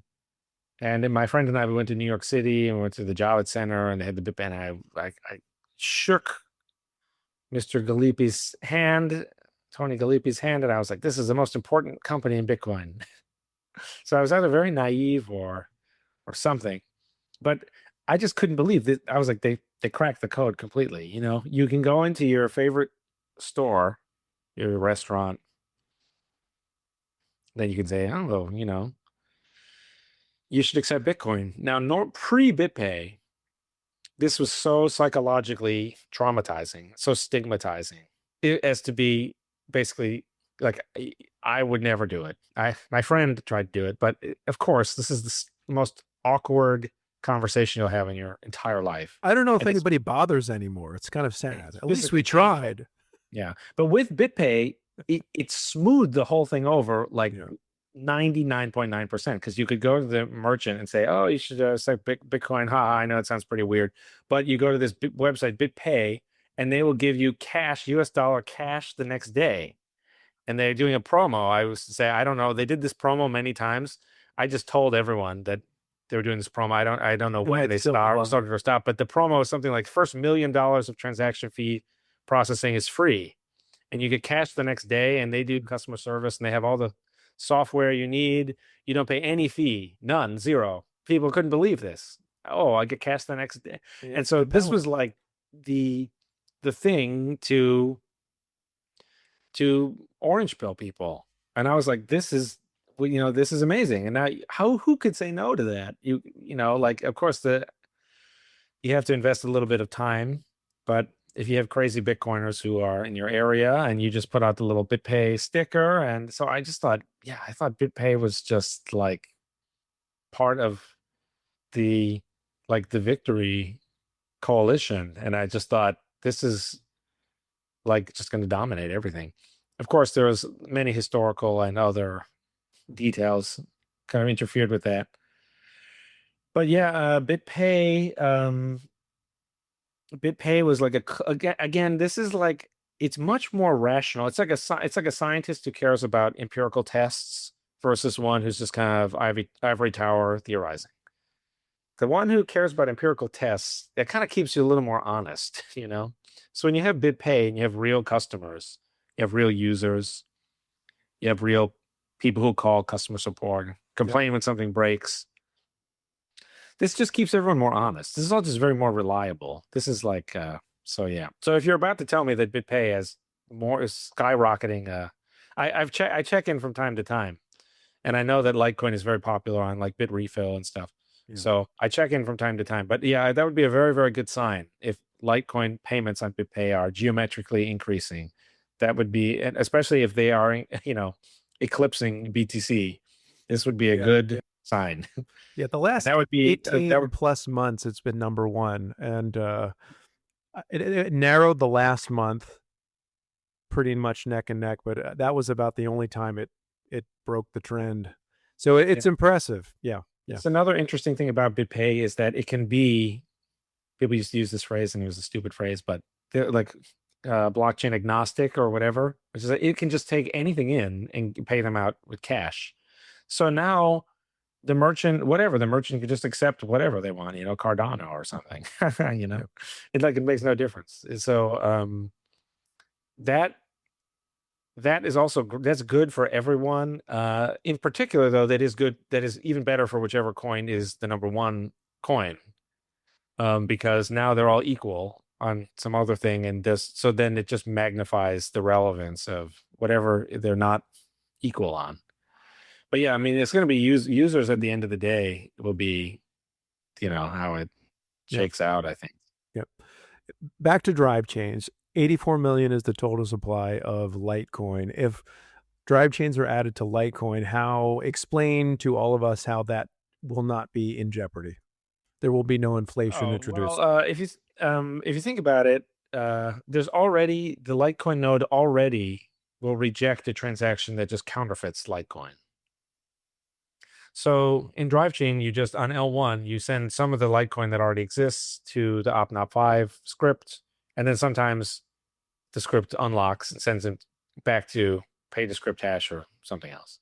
So even though on the L2 there is a second blockchain, and that blockchain is programmed to watch for the deposits on L1. Again, where the deposits are just being locked into the script on L1. There's no sense in which the coins physically leave L1 and go to L2. That's kind of like not possible or whatever. But that's in the abstract sense, that's what happens. I mean, think about it. Like, what if I told you, like, you go to an ATM and you withdraw a $20 bill? Like, there's no sense in which like a $20 object has like transferred like from your checking account into the real world. You know what I mean? Mm-hmm. That's like not really what happened. But what did happen is $20 was sealed in the vault of the ATM, and now it's out there for you to use. And you had a number in your checking account, and you subtract 20. So, the coins are not physical objects. They don't really leave L1 and go to L2, but that is what happens anyway. That is actually the explanation, the true explanation of what is happening. But but on L1, the coins go into the script and then they come back out. The L1 doesn't see what happens on the L2. It's theoretically possible to program an L2 in a really terrible way, and it like has inflation over there. And then what would happen is that L2 people would withdraw from it, and it would, because only the first few people will get their money. You know what I mean? Like if Do you a had a run on it. counterfeit $20 bills, but there's only in the checking account, I don't know if this analogy makes any sense, but there's only the checking account world only has $80 left, and so everyone's going to run quickly to try and get, and everyone else will get done. So that won't happen in practice. But the L2, the coins move from the L1 to the L2. So especially if you're going to be someone who never uses any of these L2s, which is the situation you're in right now, because they don't exist, the drive chain L2s. Right. Then certainly you don't have to worry at all about any inflation. I think the risk is way, way worse that you have like these custodial L2s or these like federated L2s where it's a complete black box, and you don't really know like what they, like at having people do custodial lightning primal, like this is almost like the worst, because the money just goes to this organization, Mm-hmm. and they just say that they're going to give you Bitcoin back, whereas the Drivechain L2, everything's open source, everything's mined, everything is on its own peer-to-peer network that everyone could see at all times. And of course, if there's any inflation, it will automatically destroy that network. And then the developers who created that software, their reputation will suffer, and the people will just fix that bug and release new version later. It may harm people who have ventured onto that L2. No one should be using any of this. You should never put your life savings onto this L2, and it could be the perfect idea, and anything could have a bug. And so all that is very important to keep in mind. But yeah, I really, really wouldn't worry about that. The L1 node, the Litecoin node, will already reject anything that creates more than 84 million. I assume the code is the same as Bitcoin, but Bitcoin has many checks, like check out the script is right, check that the transaction fee adds up, whatever. One of the checks is that no UTXO can ever have or transfer more than 21 million coins. If everything else in the blockchain is working perfectly, that could never possibly be triggered. Of course, there was one bug one time where it was, but I really think that no one should worry about that. Among the list of things to worry about, that would be near the bottom. What you really want to worry about is, will Litecoin grow enough to be viable in a world where you have all this open source competition, and this is a network effect, winner take all situation. So you got to worry about that with like 80% of your worrying should go to that. Mm-hmm. and it really will not. But again, all the soft forks are opt-in, reversible, and ignorable. This is just part of like the soft fork is this magic thing. It doesn't touch any other part of the protocol, and you can just ignore it. So this is just part of fear of the soft fork is really misplaced. The soft fork is very, very, very safe. I know that it's complicated and it makes people nervous, the idea of maybe changing the protocol. The soft fork doesn't change the protocol though. It actually leaves the old protocol exactly where it is permanently. So it does do something new, but actually the word change is not quite the best word. It is new, but it is actually leaves the old thing exactly as it was. So anyway, that's kind of a rambling answer, but I really wouldn't worry about that at all. Yeah, we do consider it. And I mean, I know even when we activated the Mimblewimble extension blocks for optional confidential transactions, that was into consideration. Would this somehow introduce inflation pegging in to pegging out and Do you things think like this that? is good? I mean, And it's good to have. it's not, but we want to keep the principles. You want users to be to care about, to understand and care about the issues. So I'm kind of two minds about it Yeah. because I think that this is the end game. You have to have users who run a node and who actually understand what the node sort of is doing and why things are the way they are and why the supply is fixed. And so that is absolutely the case. The other side of it would be, is the user, how much expertise does the user have? If Because this is a very they're not going to be listening to the show. extremely easy question. Yeah. Like about to answer. Like there's these questions have various levels of difficulty, and like obviously I would know back in 2015 when I sat down to design it that it would be a complete non-starter if it ever interfered with the fixed supply of Bitcoin in any possible way. And so it is good, but this is like a very, very, very, very easy question. And I'm not trying to get around it or whatever. I'm just saying that actually this is part of the derangement of Bitcoin, of like the overall just paranoia with the soft forks. So I would hate to see it happening everywhere. And maybe I would just push back on it just a tiny bit. Like I'm really trying to help because I see this in Bitcoin. You know, whereas we we used to do soft fork on average 2 a year. There was but now it's been 4 years since November 2021 and then 2017. So we don't do them anymore, and the soft fork is great. Instead, I think I wish people would study the soft fork. And if they read my QSIF paper, if you go to bip300qsif.com, read the paper, I have a digression. It's not that long, and I describe the soft fork.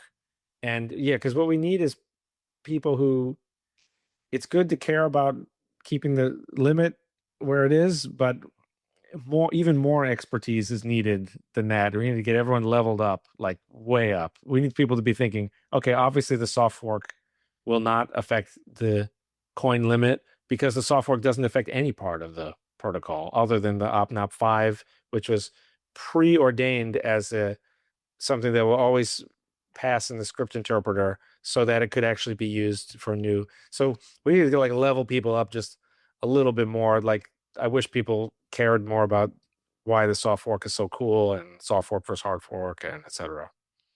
It's at BIP9 was the soft fork. BIP9 refers to a way of signaling the timing of the soft fork activation. Okay. So that was the historically associated with the soft fork timing.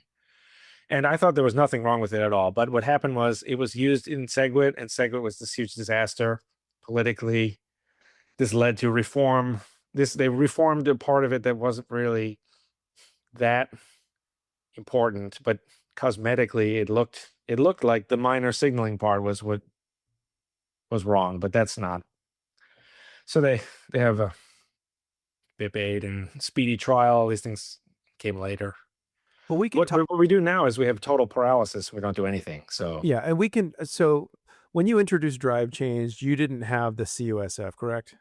that's right. That's been something you've accommodated due to the It's kind of brand new in a undue way. fear, and that's the core untouched soft fork, correct? That's right. Yeah. So maybe we can talk about that. And I Yeah. I do appreciate you touching the limit and how these soft forks really don't threaten them at all. But yeah, let's talk about why you introduced the concept of core untouched soft fork. Yeah. It's weird. Back in 2015, I thought I'll just put out this blog post, And everyone which is was forking and nobody's gonna care. relatively low effort, and everyone will just love the idea, and then they will just make it into a release of Bitcoin. Um, and then as time went on, I became more concerned that Lightning is not working, and so I put a little bit more. I had like a tinker, like a my own version of the software. I was kind of tinkering with, just kind of learn more about Drivechain myself by actually creating it and kind of seeing, like, making sure what actually happens, and how does everything work in detail with the actual code. And as I mentioned before, most of the work is done on the L2s. So doing the L1 part was not that much work, but you have to make an L2, and then it's kind of like, let's make a graphical user interface for the L2. Let's put the L2 out and see if other people use it.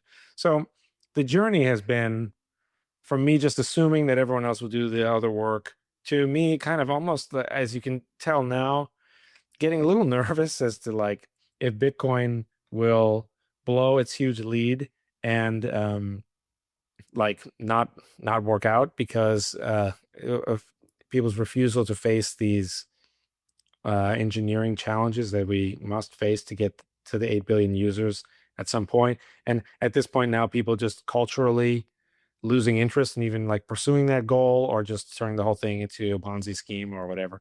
So kind of wasn't happy about that.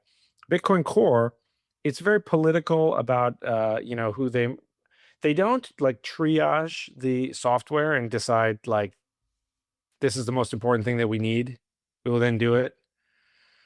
That would be the rational thing to do.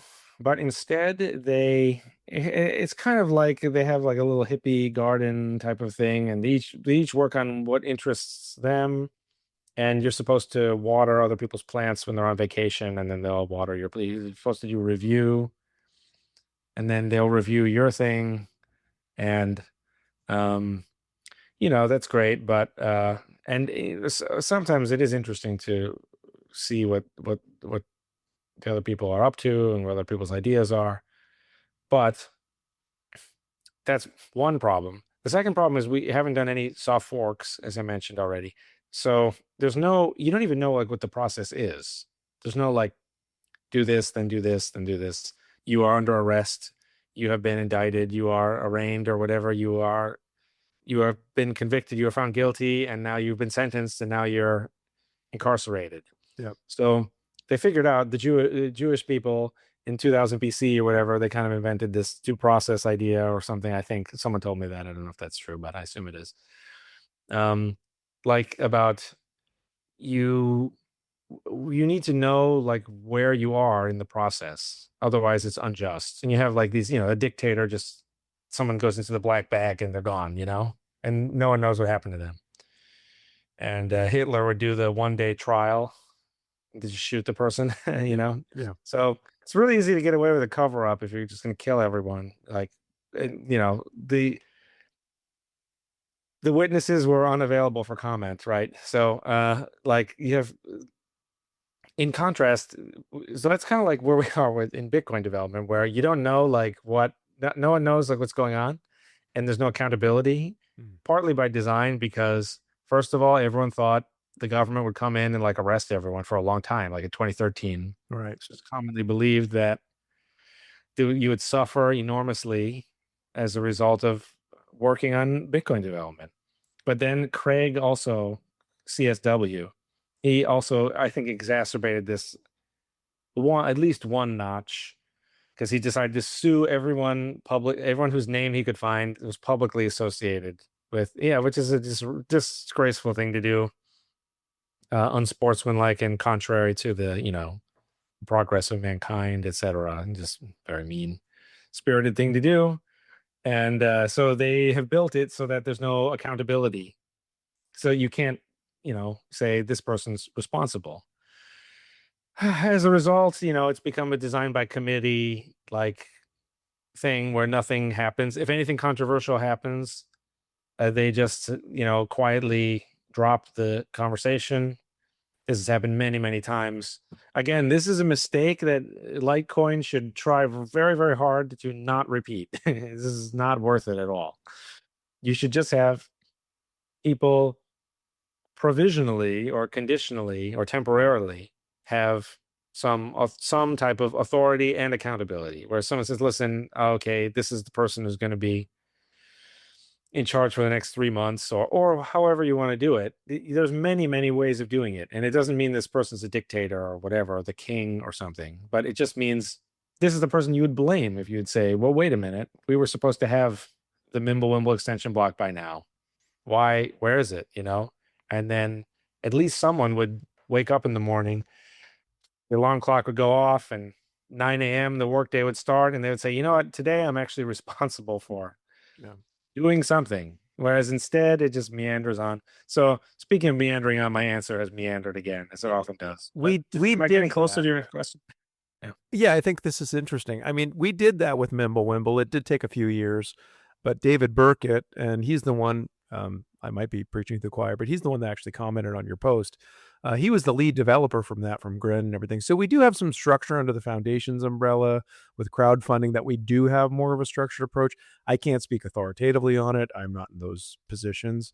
And I don't know what the Bitcoin development team looks like. But we have some of that top down to a degree, even with Charlie, for now at least. So I think this is about QSIF. I'm sorry. We were talking about QSIF. Idea that okay. Or on try to fuse these two things in a short way. I hope I can do it. But the two ideas are: the soft fork is harmless, and everyone should love it, and everyone should know that, but they don't. So too bad for them. But the second idea is, Bitcoin Core. It is sort of dysfunctional and committee-like, and this is very slow. They don't want people to come in. It's like someone coming into your house and rearranging your furniture or whatever. So these are the two ideas. And where they mix is this QSIF idea, which is, I've told you that the soft fork is, many of them, it's debatable what is a soft fork or not, but basically, in my view, just especially these opt-not soft forks, they're all opt-in, reversible, and ignorable. So in my head, why wouldn't everyone be in favor of trying them all the time? In fact, let's push the envelope on how experimental they are. But of course, other people, they don't live in my head. They just live with whatever they think soft fork, it sounds like a risk. For some reason, it's been turned into a risk, even though it's not. So I thought, for a while, I tried to convince people. It was like fighting the good fight of trying to just explain to people, well, listen, this, the way the soft fork works is it just takes a block that old nodes would find valid and invalidates it. So the old nodes, it's like, but when I started doing this, I realized it just didn't work, and it didn't persuade anyone. No one cared. You touch the code, it looks like you are up to something. So I thought, well, you know what?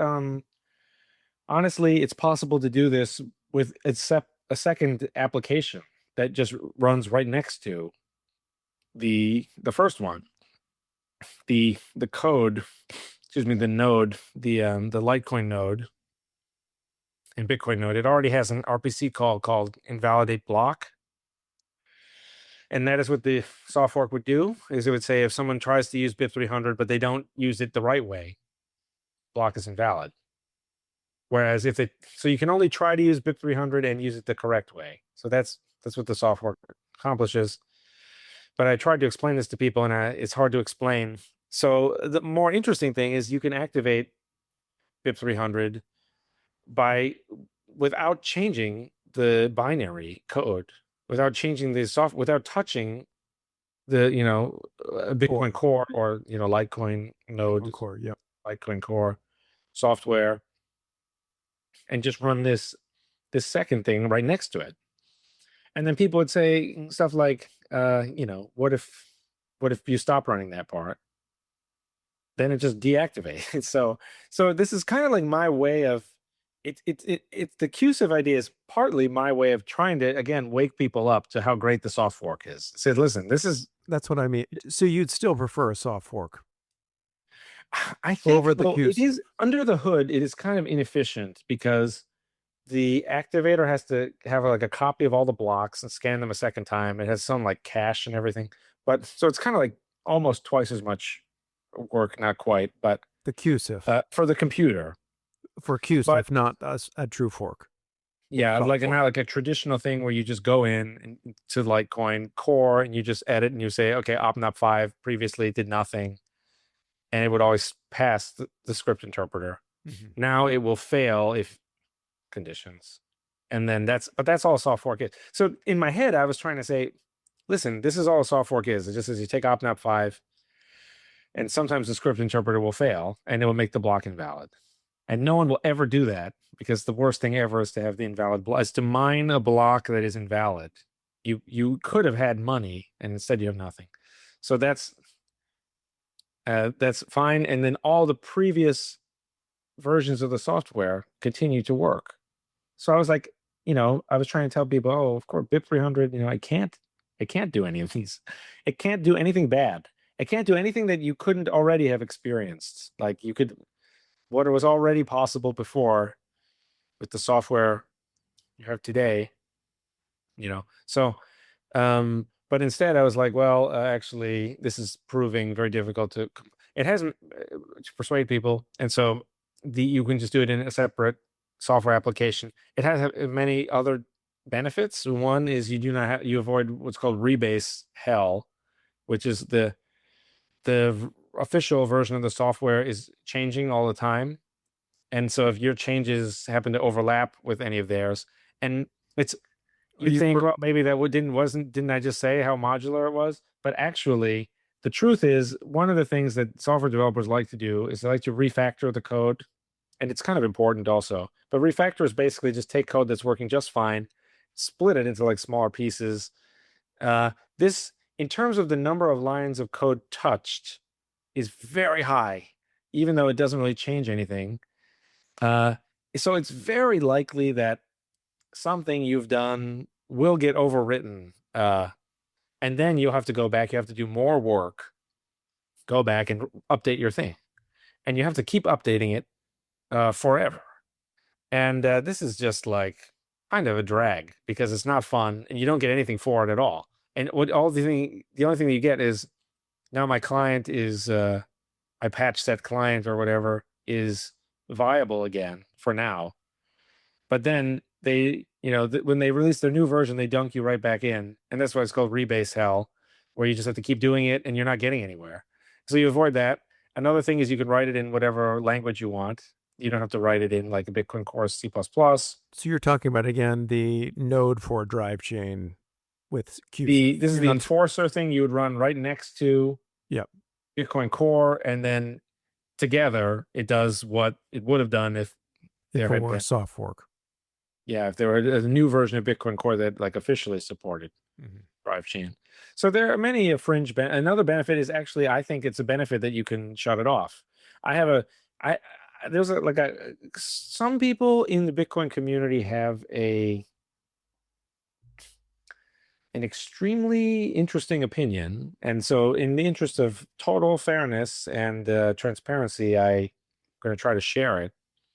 That I have an opinion that's apparently very different than Luke Dash Jr.'s. So I've talked with Luke many times, year after year. I've talked to him like on Signal. I've talked to him in person. I've tried to figure out what is going on in his head. And but to me, the soft forks, they really are modular, and you can turn them on and off if you really want to. You just have to Right? reverse the fork, correct? You run a fork to change this line, and then you run another There one are to a few different delete the things. line. One thing is you could delete and Yeah. you could just go back and say OpNap 5 will always succeed. And it'll just be someone's bad luck if they happen to be on the version of the intermediate version, and a prankster for no reason generates a BIP 300 transaction that would break the rules if they were still being enforced. This makes no sense for a lot of reasons. One is because at this point you've deactivated BIP 300, so all this money could just be stolen by anyone. But even in that case, the only thing that would happen is that person node would say that the block is invalid and they would be stuck. They would never lose any money or really have any negative consequence. They would just be stuck syncing the chain until they either you could say until they upgrade to the newest version. Right. But I don't like The that import. because I hate forcing people to upgrade but it also works if they just go back a version to before. So like to me, I don't really care about any of this. But some people think this is really the end of the world. Luke Dash Jr. if you investigate carefully, he has a weird belief that if you need 80% of the network to be running the latest version, and that people are even running previous versions, then this counts as it being SPV mode, and that this means the network is not actually operating in it's very hard to understand because I don't agree with him, for me to paraphrase, but he thinks, like, he literally will say, then Bitcoin is dead if this 80% threshold is not met, and he doesn't care at all about old versions. And I've tried to ask him all kinds of weird questions, like it's not like when a new version is released, everyone instantly knows about that fact. So what if what if they release a new version in a cave for 2 years? And I ask him all these other questions. If everyone in India, they have no node and they turn on an SPV node, now we've blown the 80% number, has gone really, really, has gone to zero. But why does that mean that Bitcoin is dead? So I try to figure out a lot, what he's talking about. And I just completely 100% disagree with him at all. And I think that he's a very smart guy, but this whole thing about, he doesn't agree with me though about the soft forks being modular. But see, this is the thing, is now you have a lot to explain when QSIF comes out. It's kind of like now it's its own thing. You can turn it on and off. If 51% hash rate is running it, it will enforce the rules for that duration of time, which ideally would just be forever. It would just be the same as all the other rules that Litecoin enforces. Or you could do something where you run it together for a while, you test it and then shut it off and then turn it on permanently, or you test it and then the Litecoin people merge something that makes it totally compatible, and now you don't need the extra thing. Or if people like the extra thing, they keep it. Or if there's like 40 or 50 extra things and they're all just out there in the world, and the miners meet and they decide, oh, what's going to maximize our revenue, which will be highest Litecoin price and most happy fee paying users. For the miners, yeah. So that is fine. That to me, all this is the ideal situation. But to other people, this is like some kind of mysterious problem that has to be. So I don't know. Some people don't. They really are glued to this idea that the soft forks need unanimous agreement among humans, but that has never been true either. That's the whole point. The whole point of the software, and I presented this at MIT, the MIT Expo, but it was at the university. I didn't mean to imply that I'm presenting it like whatever, but I was an invited speaker at the MIT Bitcoin Expo, and I was invited to speak on this governance topic. And my slides are on drivechain.info. You can find them. And I go into the history of the soft fork, which in 2012 it was just discovered that you could do this. And what people realized was, we are never going to get everyone to upgrade, by a certain time. So the mandatory upgrade is dead. So we have to do this instead. So it's because you couldn't get everyone to upgrade that this soft fork thing was invented, where it was like, okay, whoever wants the new feature will upgrade. The old people will just stay where they are. Same. Yeah. And when 51% hash rate upgrades, then that would be. And the BIP9 part was, as a courtesy, it intentionally suppressed the activation until it was like 95%. And this was totally a courteous thing to stop anyone from being like wrong-footed by this, because back then there was no controversy about any of this. So it was just kind of like, when did the miners get around to activating? Everyone liked all the soft forks. All this stuff is new, in my point of view. It's really from 2017. But to me, it's just a new derangement. The fact that, this is controversial, and that people think that you need to agree. Of course you don't, because the old nodes aren't affected. So there's no victim.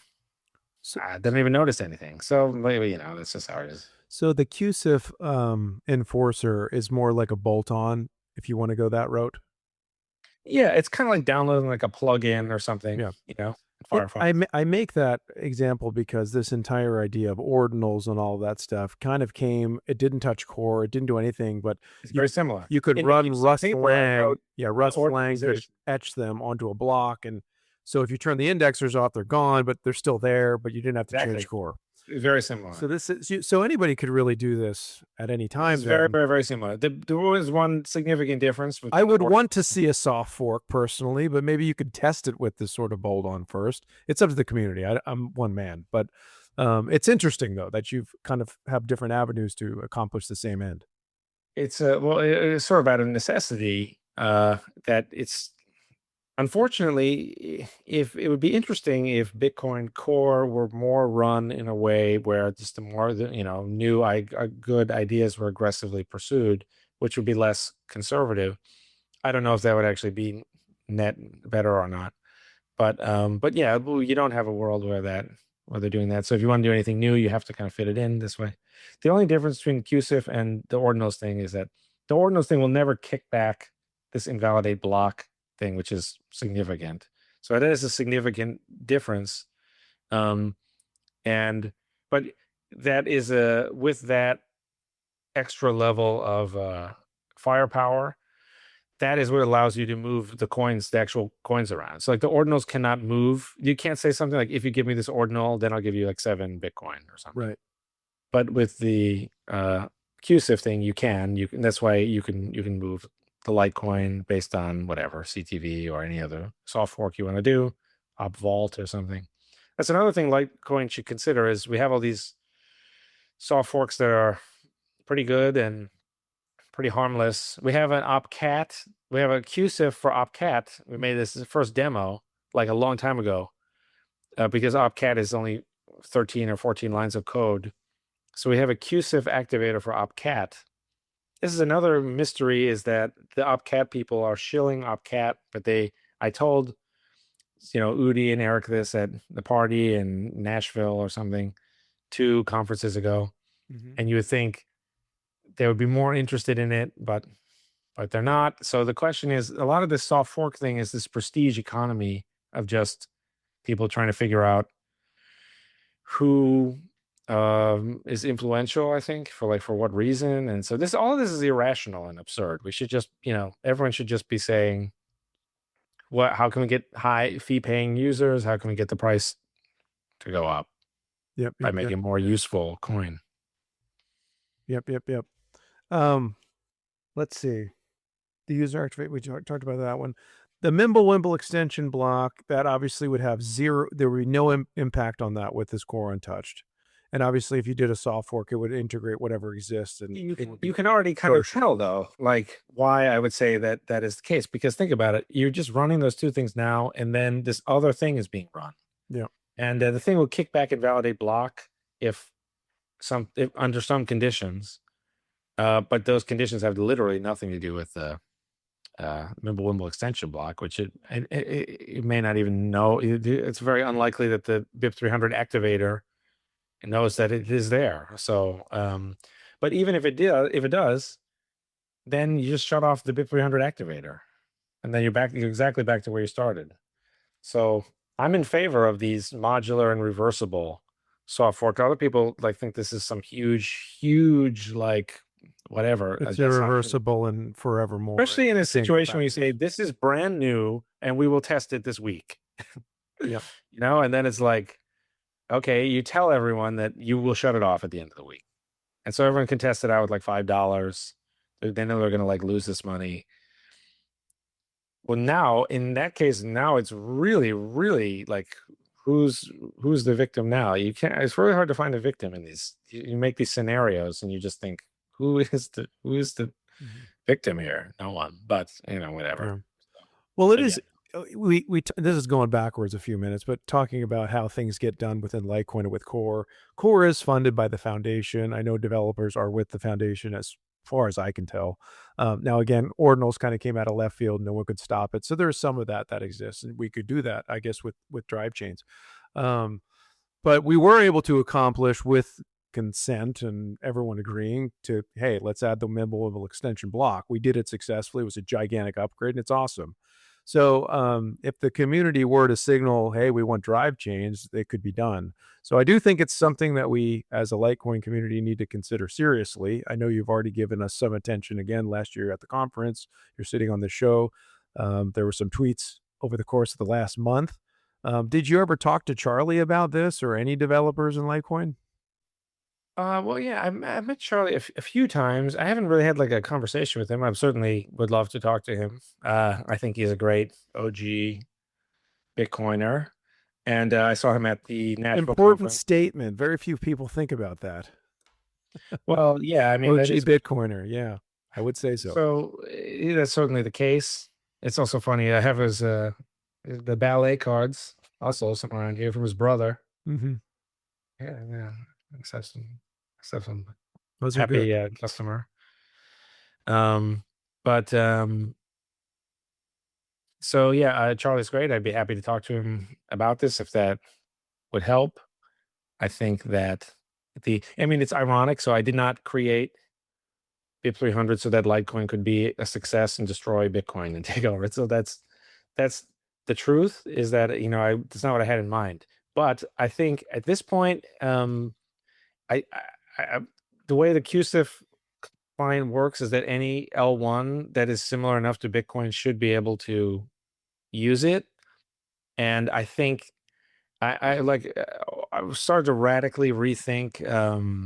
Well, it's not only me. Many people feel this way. Like my friend the Moon Settler, who's on Twitter, who's quite an interesting guy. If you just go into his Twitter now, you will find just enormous, like, you know, depressing rants about A world that was. how Bitcoin is not, when we need to try again and we need to try like he's like even more of a, but I'm very pro competition is what I'm trying. And that's what Drivechain was really about. And I think that's also why it's not super popular among the developers because the developers realize that they will have to compete and I think they kind of don't like that on some extent, to some extent. So basically, drive chain is like you have your L1, but now anyone can do an L2.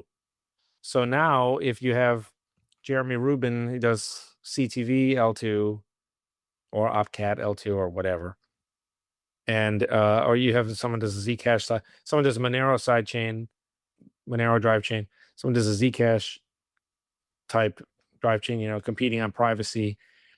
It will compete with in a good way, it will compete with L1 Bitcoin and it will compete with L1 Monero, the altcoin, and it will compete with Mimblewimble extension blocks. So all things will compete. And I think that is the Pandora's box, is not that it will affect, like, you see what I mean? It's not that it will affect the 84 million coin limit. It's not that it will break the nodes. It's not that it will harm the network in any way, the computer, but it may harm certain people's careers and aspirations because it's saying that this is all going to be open source software released for free, and it now if you're not working as hard as you possibly can to please the user, someone any other person on the internet could be shipping something tomorrow. And so I think that's kind of like, it's in a way it's so good. That's to me that's what's part of what makes it such a good idea. Is that good? We want to get rid of these corrupt, lazy developers who they don't care about the user and they're just wasting everyone's time. And but you can see how politically it makes it slightly something that maybe requires a little more guile than I would ever have thought. You would think like the Bitcoin, we're all making a lot of money, Bitcoin versus the banks, etc. I would never have thought that it was so but this is like stuff happened with like the scaling war and people form various teams and cliques and things. But what I'm trying to say is that what were we originally talking about? Oh, yeah, I don't even know, Charlie or something. But I would happy to talk about anyone about this idea. And I did not. Yeah, okay. I did not make it. I did not invent it to help Litecoin destroy and defeat BTC. But I certainly, at this point, I don't want to interfere with any competition. I think we need a lot of people competing really hard. That is we all need, everyone needs, and everyone deserves that. Everyone, everywhere. And there's like the thing at the end of a Pokemon Red. This is a weird the video game, but the guy, you have the rival character who hates you the whole game, and he says, "Ah, my rival should be strong to keep me sharp." Mhm. Yeah. So that's what we need. We need competition.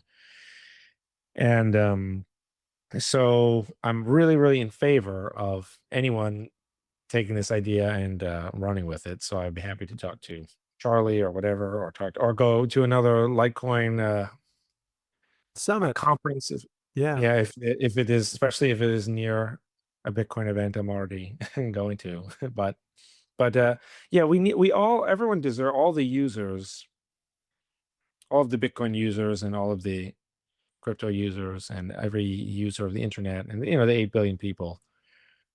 We all deserve the best possible software that we can get, and so that's what we should have. So Noted. I'm gonna go to Litecoin after Drivechains, of course, hypothetical, but kind of hash out some things I have in terms of how this will work or what it may look like. So Drivechains would function within their own node environments. In other words, it's not Litecoin core. It's going to be some sort of node for Drivechains itself. the Um, L2s, yeah, the each have L2. their own They each. huge. So if there's 256, which we established, that's the limit currently, Mhm. arbitrary, and it can be changed. Although I am really struggling to understand what would fill those. Right.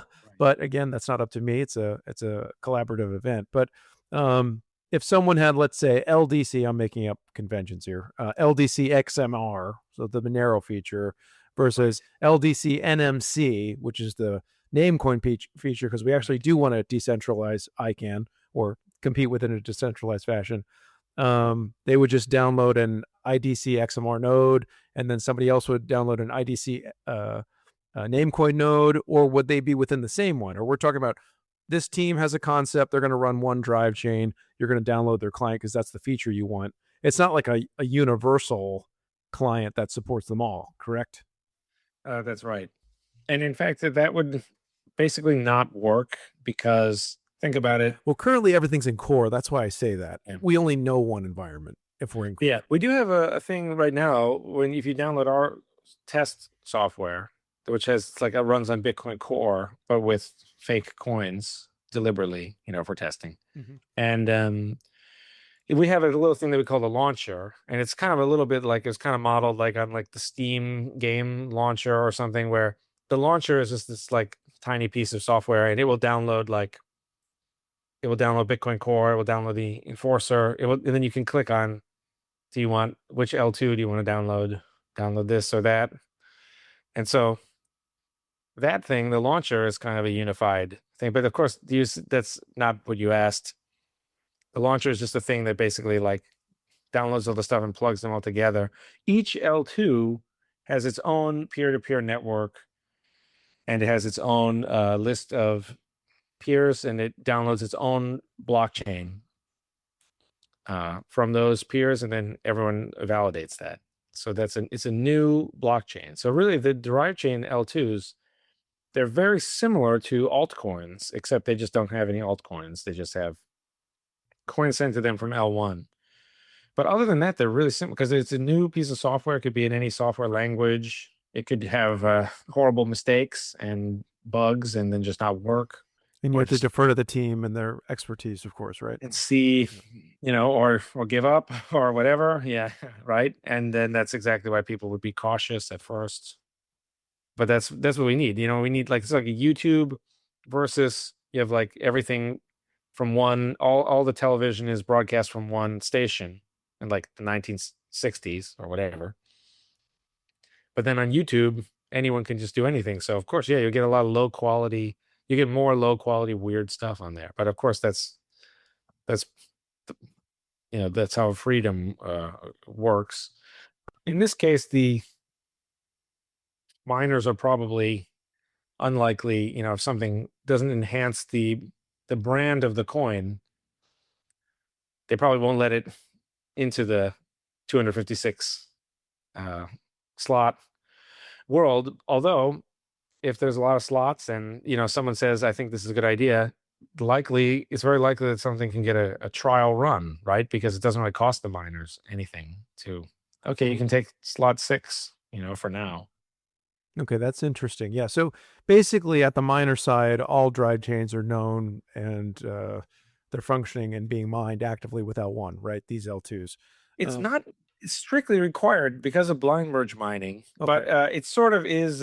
It's Well, in practice. It's sort they're of the required. participants Yeah. by default. They're the ones Yeah. running these alternate chains or L2s.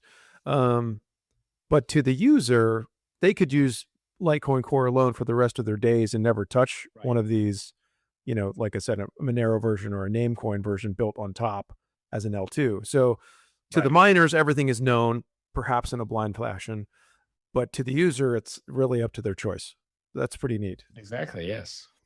Other than privacy, what are you foreseeing could be used? I mean, I know there's like 20,000 tokens and coins, and I don't care about the majority of Yeah. them. But I mean, Privacy. privacy is compelling. We do have MWeb, but maybe we could have a stronger one, like a Monero variety on Litecoin. Yeah, we have already something that uses the Orchard crate from the Zcash altcoin. So it gives the user a Z address that is reusable, and it hides the sender, the receiver, the amount. So we already have that. So if you download the QSIF enforcer and hook it up to Litecoin, you should be able to just use the L2s. Shouldn't need any modification. The L2 on BTC should be the same as on Litecoin, because it's actually talking to the enforcer, the BIP300 enforcer anyway. So it shouldn't care at all. So we have that already. That would be, I think that's pretty neat. Scale is the other important thing. So since the Litecoin has the faster block time, the blocks will not fill up as quickly. So you don't need scale as much as Bitcoin will need it. You don't need L2 scale as much as, because you have more L1. But I don't, none of the blockchains have what's required to scale to 8 billion users is quite a bit. It is, as far as I've estimated, you would need about 14 of these L2s that I call Thunder, as a kind of like a little little lightning joke of mine. But we have this software out. We have actually a contest right now where anyone who can improve the performance is pretty good. It syncs like 160 megabyte blocks and like 10 of them in like 60 seconds or something. So that's like 1.6 gigabytes. But we have a contest that if anyone can improve that, you can win money. We're giving out like $10,000 a week for the next 6 weeks. So showing that's a contest that you can find on my blog. You can probably find it on my Twitter. Yeah, I can put But that in the show anyway, notes too. Yeah. yeah, if you have 14 of these chains that grow linearly, like from, I don't know, I have the exact numbers. But over 5 years, it passes like the 800 megabyte block size amount, and that would scale to 8 billion people, and it passes all the fees to the L1 miners automatically through merge mining. So that's another cool thing that, again, we already have. So these are things that we already have that you should just take. I have a version of Namecoin that I call Bid Names, which is Namecoin is an altcoin. So I actually love the Namecoin people. They're great. But we didn't really want Bitcoin and then Namecoin. I would prefer just what Namecoin is trying to do. I think I tuned up one or two little things also. But mainly there's no second coin. You just pay with the original L1 coin. So it'd be Litecoin in this case. So we have that again already.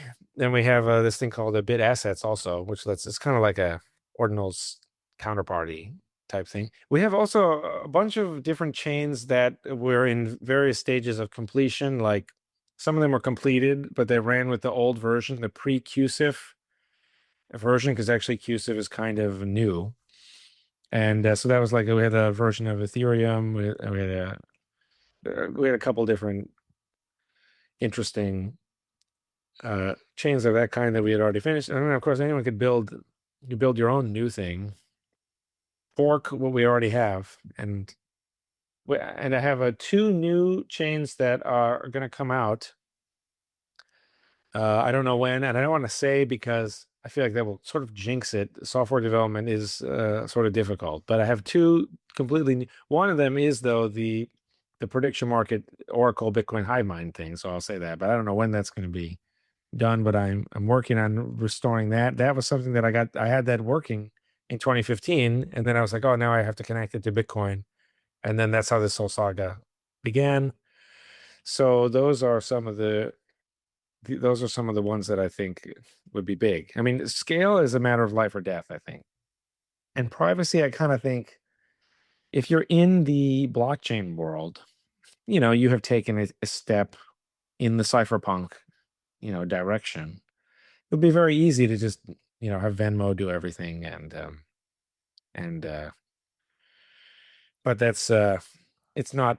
I think there's you'll hit like a bunch of roadblocks with that. Instead we want to go the privacy, user sovereignty direction that is much more reliable for the long run to go. So those are things like half of which have already been built.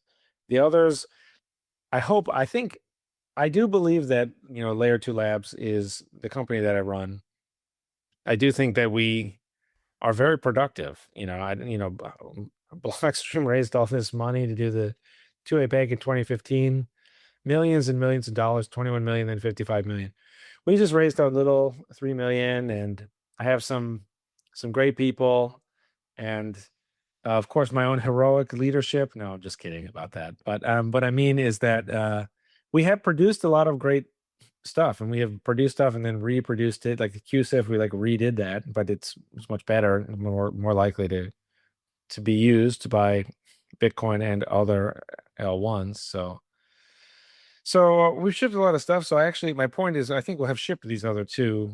Oh my God, this is what I said I wouldn't say because it would curse everything. I could find like some wood to knock on or something. But I think we'll ship these other two, before Litecoin could plausibly agree to activate.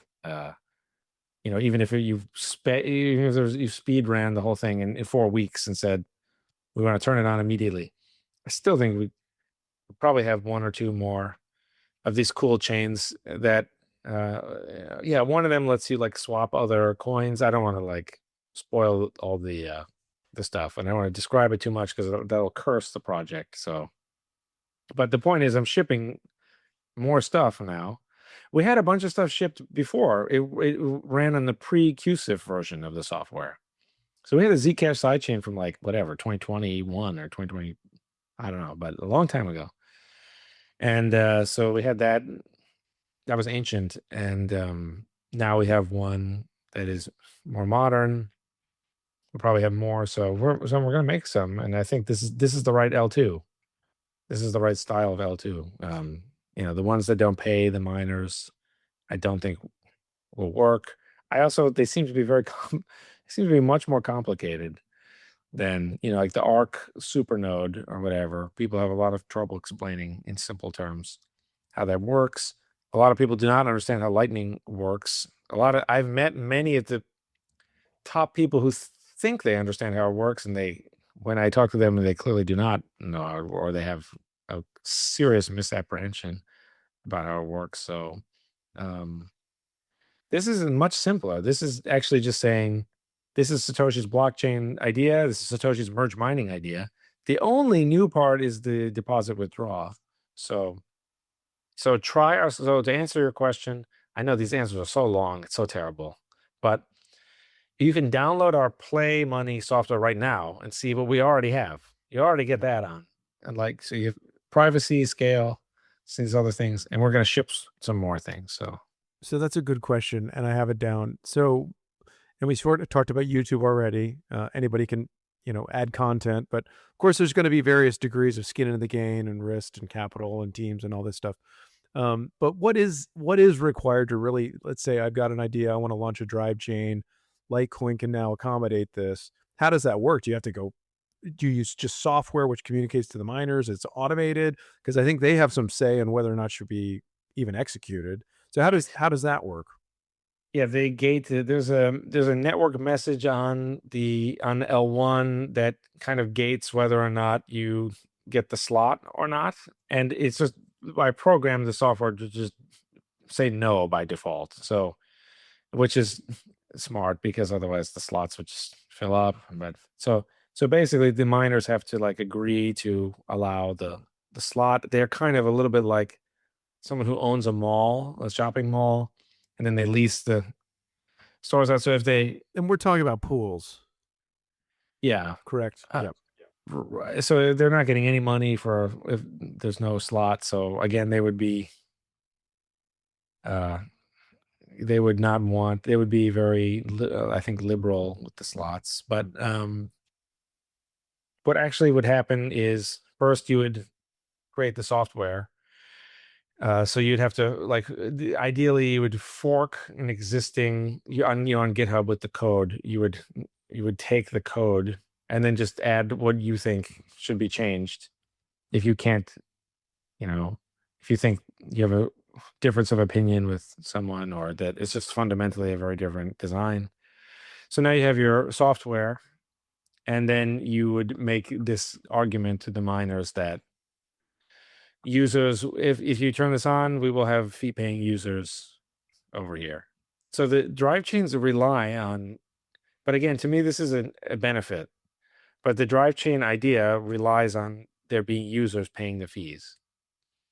Otherwise, you can certainly not guarantee that it would work because maybe you have L2 drive chain.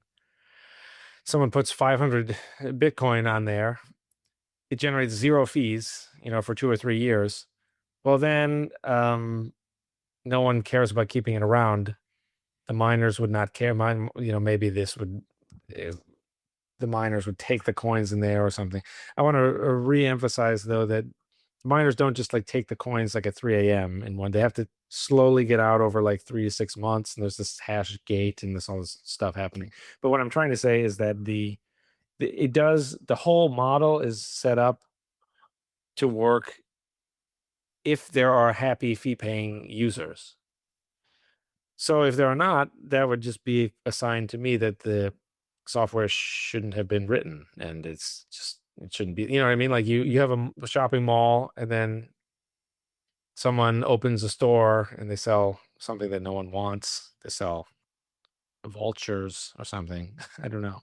Yeah. And They it don't make sounds any like, money. yeah. It's like, well, we should kick them out then. So I like that part of it, but other people will find that mystifying Well, or the confusing. market system says it would be allowed to operate. In other words, you have 256 slots. You're the first one here. Sure, come on board. Let's try it. But if there's 500 people going for 256, it's going to up the ante. You're going to have to, it's going to auto calculate the whole way to prioritize the slots based on which one is functioning for the miners or not.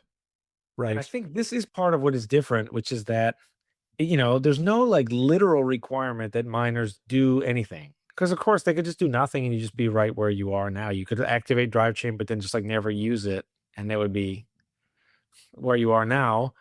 And it's not about, violating the 84 million coin limit or these other things. But it is about pitching. This is exactly what it would look like to have 8 billion users. It would look kind of like this. And the mining pools would maybe agree that you get 51% or you get a critical amount to say we're going to assign Thunder number 3 to slot 8 or something. As I said, there need to be 14 to hit 8 billion people. So and then the pools would do that, and the miners would be watching the pools to say, is the pool Paying out. doing what's best for me? The pool should be maximizing my money, my return, my mining income. Correct. And so in a weird way, oftentimes these hashers are the least informed. They're specialists in getting like cheap power and stuff, so they don't even like know a lot about what the pool is doing sometimes. But then the pool could make their case. They could say, we are signaling for this thing because we'll get more money, and you should stop mining at this other pool because they are what they're doing is they are just they've grown complacent and lazy, and they are saying that we don't need to do there's no reason to do any of this, but there is a reason because we'll make more money and it'll help increase Litecoin's chances of taking over in a big way, and we'll have more users, we'll have a bigger network effect, we'll have more recognizability, we'll have, more media coverage or whatever, because we have more people, because we're going to grow, because we need to grow, because you're either going to grow or you're going to die. So then the mining pool could make that case. And to me, all of this is perfectly desirable because everyone is now accountable. So everyone is saying, but this is what a lot of people don't like, I think. But if the mining pool is saying, oh, now I'm going to have to decide what my argument is going to be on different drive chains, and then they may think, oh, I don't like that. But to me, the fact that someone wouldn't like that, that's because they are corrupt and you'd be better off without them. You got to get rid of these are the people. You're never going to make it unless you can pump out some of these people, right? You need like get them out of the system, because this is a desirable thing to have more competition. It's kind of like when you're in class and you have pass fail versus 100 to 0 on like the test. What's best for the students is to have the competition be very blocky. Pass fail is great. Now everyone just has to put in just enough work. Maybe the teacher won't even fail you, So, but now I'm saying as a mining pool, you can do even more to make money for your clients. Well, then maybe they don't want to do that, because now they'd rather be lazy. But this is the thing: is you got to defeat the laziness and destroy it. Otherwise, no one is gonna, no one's gonna make it anyway. So that's the only way to the top, is to have a system where everyone can be rewarded for their hard work in making it happen. So that's what we need. This was exactly what we want. So, but that was a good question though, about like what exactly has to happen. The pools would signal if enough hash rate, a signal, they get the slot, then users can deposit to the slot, and the coins will show up over on the L2. The L2 will wait patiently until it's assigned the slot. So otherwise you can't deposit any coins to it. It won't, and that would be a bad idea, because there'd be no way of knowing, someone says the withdrawal should be this from the slot, someone says something else. There'll be no way of even figuring out without the slot being assigned, there'll be no way of figuring out who you should even listen to about that. So that wouldn't work. But that's basically how it would work.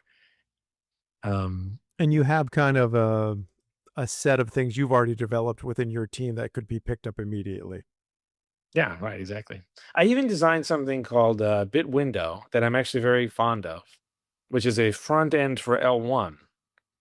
So it's just an L1. It doesn't do the L2s, but it's L1, and it has a tab for the side chains. But the reason I bring it up is because it has this idea that I came up with called Coin News. I invented it for exactly this reason you mentioned about, like, how do you get your message out to the miners? What if you're Satoshi, great L2? Yeah. So I was like, what you'll do is you put all you finish your software, and you write your little README, you write your documentation, and you make your little website, put it on the internet.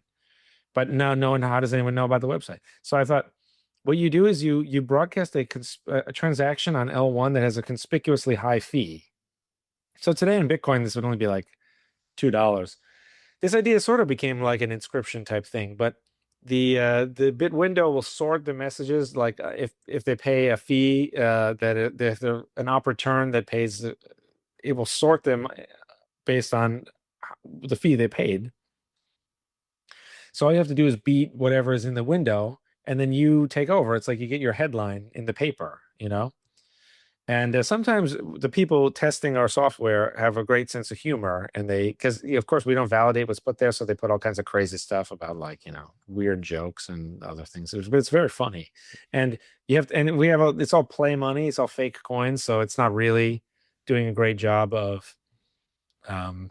But of course, in the real world, it would be real money. So you'd say, oh, I'll put my real money. Now I get my message out. Everyone will get it. So you say, oh, new sidechain URL, and then contact whatever. And then on your website, you have your PGP key, you have your email, you have your whatever. So then you have your link to the Telegram, you have your link tree or whatever. So that was how you would break the news. in Yeah, 'cause I theory, in think a that would be totally decentralized because that way. would be the challenge, right? You'd have to, how do I I contact think all in the practice it pools? wouldn't be that much. I enjoyed building that part of it, which I did on purpose for the drive chain reason. Even though I think that actually people will have a field day with coin news and have a lot of fun with it. And I built like you can have like little topics so that you can have like Japanese news and English news. They won't like interfere with each other because people can't read Japanese Mm. in in the United States. So but I think in practice there will probably be like a community of the L2 developers, and they kind of like will probably, I'm not going to say they'll all know each other, You but could you know what I establish mean. a new role in the It's community to kind of have like if liaisons. you were going to make a new car company, it's Yeah. not like you would do that without poaching a bunch of people from, so probably people would know each other. And Yeah. but in the hypothetical world where we enter the 1984 hellscape and they lay down the suppression field across everything and you can only communicate With code. Yeah. secretly by a blockchain message, then it would still work with coin news. So Yeah. Yeah. That's interesting. That's really interesting. How do drive chains align the economic incentives of Litecoin miners, developers, and users? did we sort of cover it a little bit? Like we want developers are going to ship software that the users like. If the when we say that the users like, it better increase the market price of Litecoin or lead to transaction fees. And I think that this is very tight. Like this is very tightly defined, and I love the definition. I think it's just perfect, and it just is exactly what Satoshi wanted. I assume, that's about keeping everything in line. So that's the more people transact on the L2s, we have more happy users, we have happy developer. It's good for the developer, it's healthy for the developers also to have real feedback from the users in the form of if they're paying transaction fees or not. Because again, it's in Bitcoin, it's kind of like a little like a hippie sort of, you make a painting and then people say, it's really good. But that's different from if you were to run like a restaurant or a supermarket, Mhm. there's going to be a mixture of things. Some parts of the job you're really going to like, but then other parts you're not going to like at all. And but you know that's part of being a productive member of society is you either hire someone to do these things that you don't like, because you got to put the whole thing together in something that makes profits for, otherwise the supermarket is going to close down, or the restaurant is going to, probably a restaurant is a better example, because you can imagine someone really enjoys cooking, but maybe they really enjoy going out on Friday and Saturday night. So now, oh, dilemma, but what you could do is you could train the other chefs to cook the thing the way you think it should be. But you can see that so the intrinsic motivation only gets people so far, is what I'm trying to say. So if we have this North Star of like make more transaction fees, that would, maybe, hey, maybe the miners, one thing that I always thought might happen down the road, the miners might be making so much money. Like if you think about how it scales eventually, where you can have a geometrically increasing number of transaction fees. Mhm. And already the miners in Bitcoin have made huge amounts of money, much more than like a developer salary. So you have your like market rate developer salaries, like fully loaded. These can be like from 100,000 to like whatever, 400,000. I don't know. I'm just making up. These are just like made up numbers here. But you talk about bright young people versus experienced. Some people can make obviously huge amounts of money in software development. But what are the miners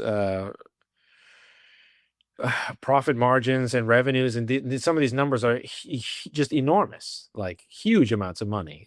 You can look on and see like what does Marathon have on its, how much cash they have on their balance sheet. It's like hundreds of millions of dollars. Mhm. So the miners might end up hiring software developers or project managers or someone again to do the necessary, unpleasant work. And so instead, we don't have a situation where each developer just does it for the intrinsic motivation, because the intrinsic motivation is excellent, but it doesn't really get you as far as something where you have an actual metric, where you used to say, we want to maximize transaction fees. So that's the short answer. Maximize transaction fees, and just that let that be the leading light, let that be the North Star. Where do you think the North Star is now? Ignore all these distractions. I hate to I think people should always be open-minded and etc. But oh my God, I really think Bitcoin has become it's been distracted by these, the number go up. So that's the North Star. But we don't do it in a good way. We don't do it in like a serious way. We don't do it in this, like, let's sit down and say, how do we make the absolute best software in the world? How do we make the best money in the world? What people instead do is they just say, It's already the best to just we haven't it's already the best. We haven't changed it in a while, so let's not break it or whatever. Yeah, if we change it, we might break it, so then we'll lose everything. If we change it, it's already a $2 trillion asset, so we're going to destroy $2 trillion asset if we change it. So we don't really do it in a serious way. We just but it is important to, hey, marketing and recognizability, these are important. So I don't want to completely knock all that. What I do want to knock is we've had a 10-year cultural slide into just these weird derangements. gigantic, So, yeah. and people have basically slowly sacrificed their integrity, one tiny little lie after another, and it has added up to just a very complacent group of people who think, yeah, it's already perfect, and if we move anything, we'll break it or something. So, And yet Drivechains, I've heard you say this, and I'm just going to echo that, is actually Drivechains, if implemented, would actually allow Core to ossify, because you're going to be playing around with everything else on a layer 2. The block size war, or really like Bitcoin, if you think like, what is ossification? It's not, how ossified is Bitcoin if if Litecoin replaced Bitcoin and Bitcoin went to zero. How ossified is it then? So people have a very, very naive view of ossification, in terms of it's just saying, well, we just won't change it. You know what I mean? But the world doesn't work that way. I mean, I hate to be the guy who says something like that, but the world doesn't work that way at all. I mean, what if you just said, I mean, like, to take an extreme example, but yet a still fundamentally correct example, would be to say that in a few billion years, the sun is going to just obliterate this planet. So if you say we're just not going to change anything, what you really are saying is that, all of 100% of my descendants will be killed unnecessarily. And then everything we've ever done will be erased from the universe. Whereas instead, we could become like a spacefaring civilization and, conquer the stars, which is our destiny, and etc. And of course, people would still have this video. They'd still have all the stuff, on the internet that people could copy into a hard drive or something. So the reason I bring that up is not to make any kind of judgment about space travel. I'm just saying, if you want to keep everything the same, Yeah. you actually have to work pretty hard, because it's not that easy. You can't stop aging. You can't stop, different business models coming in and out.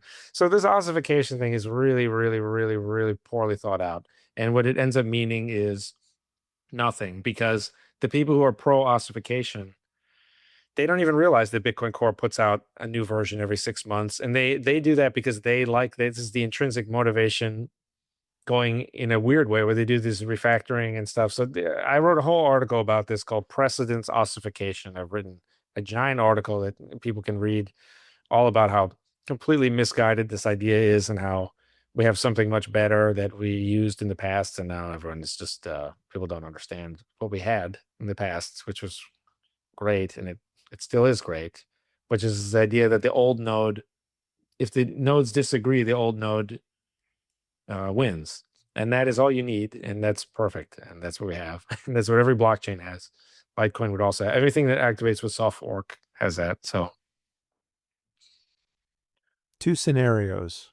Okay, it's I'm going to sound like a bear. You talked about activating this in 4 weeks. I'm going to say it's 2027, giving us way too much time to consider this idea that's already been on the table for a while. And Litecoin is running Drivechains. It's on. How do you see this impacting Litecoin and altcoins and even Bitcoin? Well, Drivechain, the idea of Drivechain was that it was the sidechain idea from Blockstream. And this is what Brian Armstrong had his tweet about Bitcoin is too far ahead. We don't need altcoins. We just need a tech stack on Bitcoin that works, and no one should do anything else. And because we should all just be united on this one thing. So the idea of Drivechain is that it would make all of it, you'd only have one L1 that you would need, and everything else you wouldn't need another coin. You would just have them as optional L2s. So you'd still have all this innovation. You would still have, privacy coin, but it would be the privacy L2 on Litecoin, and even ideally there would be maybe 2 or 3 of them, and ideally they would all hate each other and have a rivalry. They would be like Crest versus Colgate, or they would be like whatever, Honda and Ford or whatever. So that's what I was thinking, is that would help the one single coin dominate and take over. Who knows what will happen? This industry is so bizarre and unpredictable and everything, but I do think it's possible that so like already the darknet markets were like an original Bitcoin user that we have like lost to Monero, and regular payments. I know on Bitrefill, we've already lost the Litecoin. Bitcoin has already lost the Litecoin on just payments on Bitrefill. At least the last time I checked, which was like a few years ago. But the trend was terrible, so I just assume it's the same. And so we've already lost customers, basically. So the precedent is already there. I think it's impossible to forecast what will happen to Litecoin without also forecasting like what will happen, to like Bitcoin and even like other world events, like what Trump's crypto policy will be, or if something rubs him the wrong way and he declares war on crypto, or if he I don't know. So you kind of have to predict the whole thing.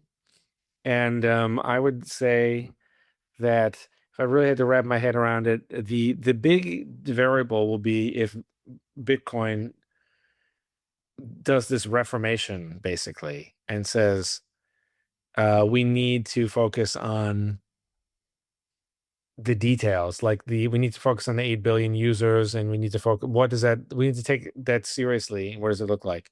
We could either do that, which will be very difficult, or we can continue to keep it very vague and just say Bitcoin is hope, right? And just say whatever, and just a number go up. And yeah, I don't know. So I think everything kind of hinges on that, in my opinion. I think if the Overton window is pretty important. If you could somehow like plant a flag in the ground and say like we are serious about growing to 8 billion people, because to us we understand correctly that it is a matter of life or death. So that is what we're going to do. And everyone join us now, even if you didn't join us in the past. Join us now. Anyone who can pull that off will would pose, I think, a serious threat to Bitcoin, in particular, because a lot of people in Bitcoin feel that way. So if you could peel them off, then Bitcoin would just be left to the crazies, and it would just hasten this death, these purity tests and this death spiral, the toxicity, death spiral. So I think those are the things to watch. So yeah, other than that, it's a really hard question to answer, isn't it? I think so. Fair enough. Can we move on to some community questions and then we can land the plane? You've already broke our episode, I think, for the world record at 2 hours and 48 minutes. You may have been the most spoken podcaster in Bitcoin. I don't know. I'm getting the vibe. Oh yeah, I think so. In terms of time spent. I mean, I think you did 8 or 10 or something with Vlad, and you've been on Peter McCormick when he was doing it. I mean, you've spoken quite a few words over the years. And you are recording it though, right? Yes, I am. Because we took that one break. Seems like a good idea to bring that up. Yeah, yeah, yeah. But either way, we're good. I'm just making sure we're not fatigued and we can finish with a Yeah. few more questions. Okay. All right. So let's see what testing, and I'm not going to read this who submitted these, but what testing has been done on BTC Signet? What issues have been found, and how were they fixed? Well, the Signet is fake money, so this is a good first test. The QSIF thing is new. It's not like the old. We had an old version from like 2017, but it was not rebased, and it was kind of explained if you rebase, then you kind of have to keep doing it. And so the QSIF thing is new.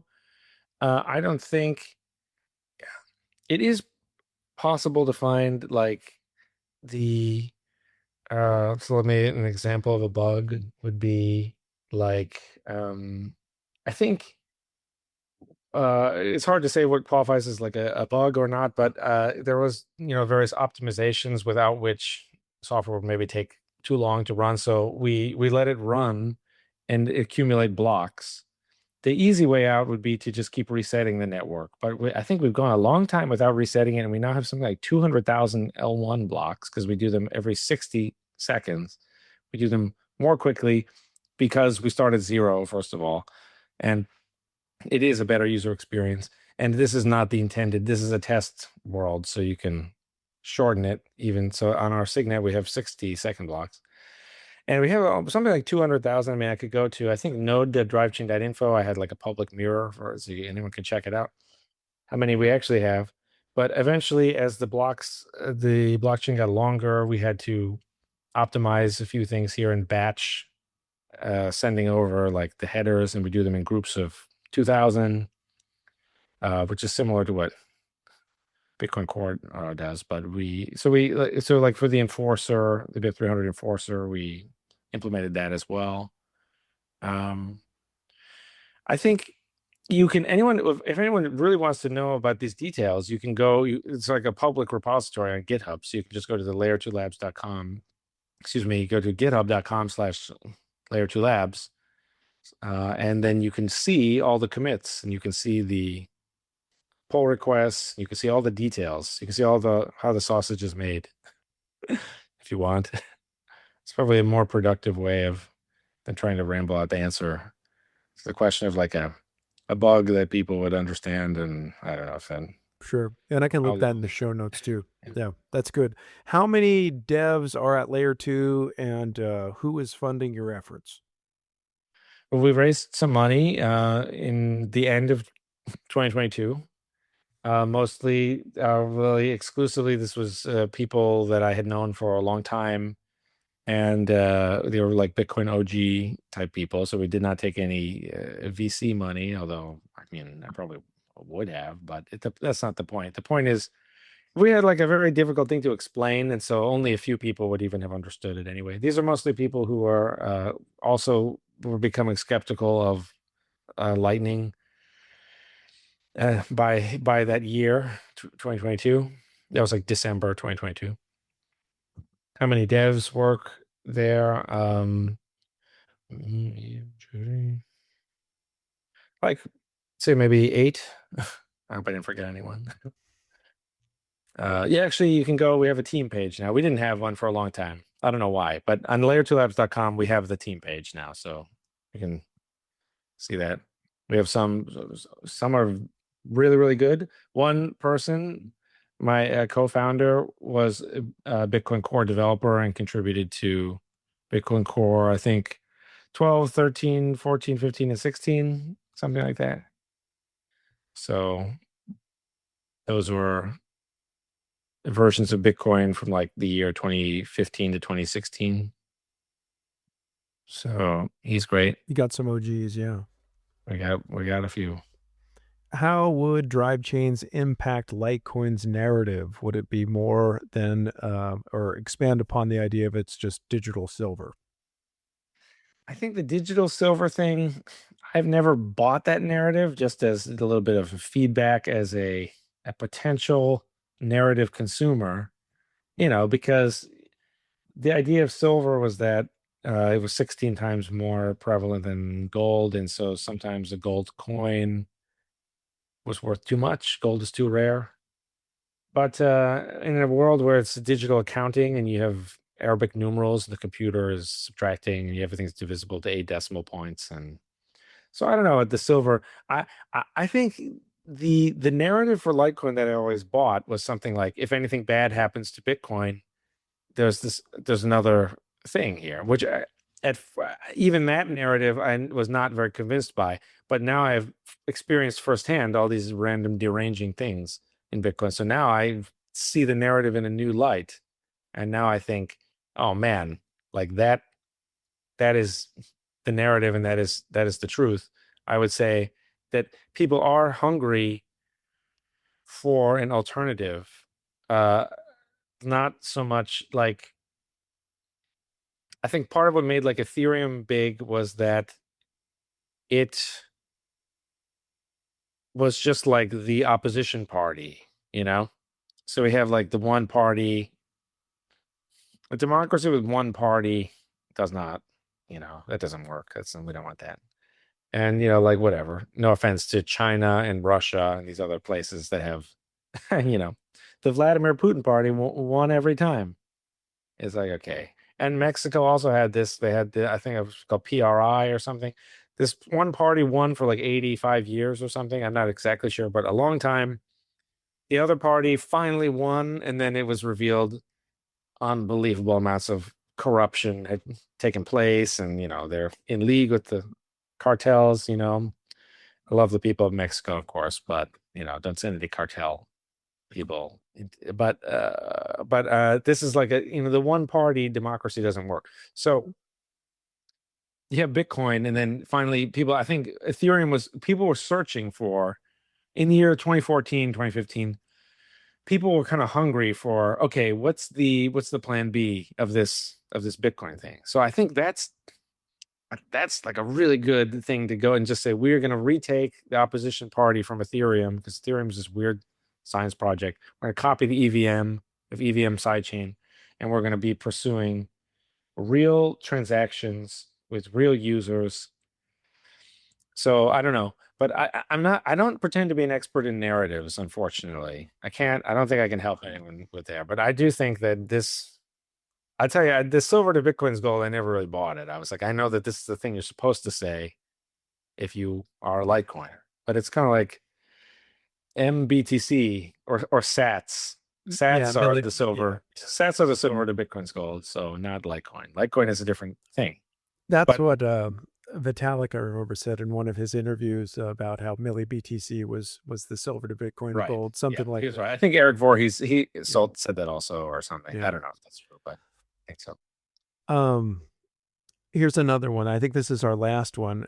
In one interview, you mentioned about the block time of Litecoin being a lie on the Bitcoin 10-minute block. Do you still think Litecoin is a lie? I think I tried to explain it. I gave you a long rambling answer about how the difference between 2.5 minutes and 10 minutes is not significant, in the sense that it either has to be instant or it won't matter. So the real point of comparison is like the 30-day chargeback or something. That's like, will you end up losing your money? And then we already discussed about like the zero conf is, even the zero con, like, is, you want it to be, it's either going to be instant or like 60 seconds or 30 days. Those are the only bins, like, so Bitcoin and Litecoin are both faster than 30 days. For one confirmation, they're both slower than 1 minute. And for the to get instant, it's possible to obtain the instant transaction using these other techniques. So I think I don't know about hopefully sometimes online, certain things are, messages are not received in the same spirit that they're given. One of the many drawbacks of online communication. But yeah, I mean, I don't. It's true that I would not, like I did again. The idea of drive chain would be that Bitcoin would render Litecoin unnecessary and Monero unnecessary. So that's the idea. But they are not going for it quickly enough, and they're not going for anything quickly enough. And the stuff this letter about the CTV check sig from Stack, and it's not the quality of the soft fork, which I've already tried to explain is irrelevant anyway because they're all opt-in and ignorable. But whatever, no one wants a low quality thing on this. But so it's not. They just can't. It's become a bureaucracy, and they can't do anything, and everyone's complacent. So there's no pressure. The miners have abdicated their role to make more money. They are very slowly getting into the idea of we need more transaction fees, but they really don't have the teeth. A lot of people like mine, even big miners, they mine at Foundry because it's a SOC reports, or these are irrelevant reasons in the long run. But so everyone's kind of trapped in there. It really is it really is the idea that we've all made a lot of money and this is $2 trillion asset and we don't want to break it. So again, with the bitter comes the sweet. So you have the network effect. You're the champion. You get all the attention, and yet it comes with all this paralyzing fear. And so that's the game, I think. Will the fear win? Will the network effects win? The biggest will win, just get bigger and just win. Or will, basically groupthink and cult-like delusion win, which is also a very powerful force. These are two of the most powerful forces that there are. Yeah. Beyond this, I'll just repeat, the concept of drive chains is possible for Litecoin. It has to be community driven, of course, adopted by miners, then again, the CUSF, not necessarily. So actually, no, the CUSF still does require miners because it does require 51%, but it doesn't require core to be changed. So it doesn't require the developers of Litecoin full node software, but we really do want something where everyone in the community understands why this is happening. Correct. But if we don't have that, you won't really get the users, and it's kind of what's the point, Yeah, it shouldn't be a hidden feature. I think it should be a feature that people want and it's used immediately. So this is just a call to action to discover what Paul has been doing and what he's been working on. I'm going to link all of his, the websites, Layer 2, his Litecoin talk last year, etc. After the show, if you want to send me anything, I'd be glad to plug it in. Do research this. I think it's a really important topic. It's challenging to my views as well. And I think it's important. So I appreciate you being here. But before I close it down and say thank you, you're a very smart guy, and I appreciate all the time you spent with us. Is there anything you wanted to leave us with tonight, or anything you wanted to say to our listeners? Well, I think thanks for your interest in what I'm working on, and I do think we want a world where the best ideas make it out, and I think unfortunately network effects are kind of a prison for that sometimes, because you can imagine if Bitcoin were number one and then people didn't want to change it, there would be no hope really probably for altcoin. I'm not sure if that's true, but anyway, I've been working on this project. I'm just very happy to be a Bitcoiner, and Bitcoin has been great to me, but I really like having the good ideas be a success. So that is the number one priority, and that's the only thing that will survive in the long run. And what I meant by saying that I'm just very happy to be a Bitcoiner, I mean, this has been such a fun ride overall, So it's been crazy and a lot of fun. But if Litecoin were to take this idea and to really appreciate it, I think that would be a great thing, a great compliment to me in a way. But yeah, you shouldn't do it for that reason. You should look into it. And I have all these arguments about, I have many, many arguments about the non-mined L2s are not going to work. Lightning, it is not really working out in Bitcoin, and it has become an excuse, and it has become a kind of refuge of people when they don't have the answer for 8 billion people. They just say Litecoin will do it, and then they say, oh, covenants will improve light. So we got to break up this groupthink somehow. It's bad for Bitcoin. It's bad for everyone. It's bad for Bitcoin's competitors. It's bad for just everything. It's just not good. We can't have this. So I think we need more healthy competition with Bitcoin, actually. So I think that, thank you, people of Litecoin, for doing your part to help make that happen. And we want even healthier competition.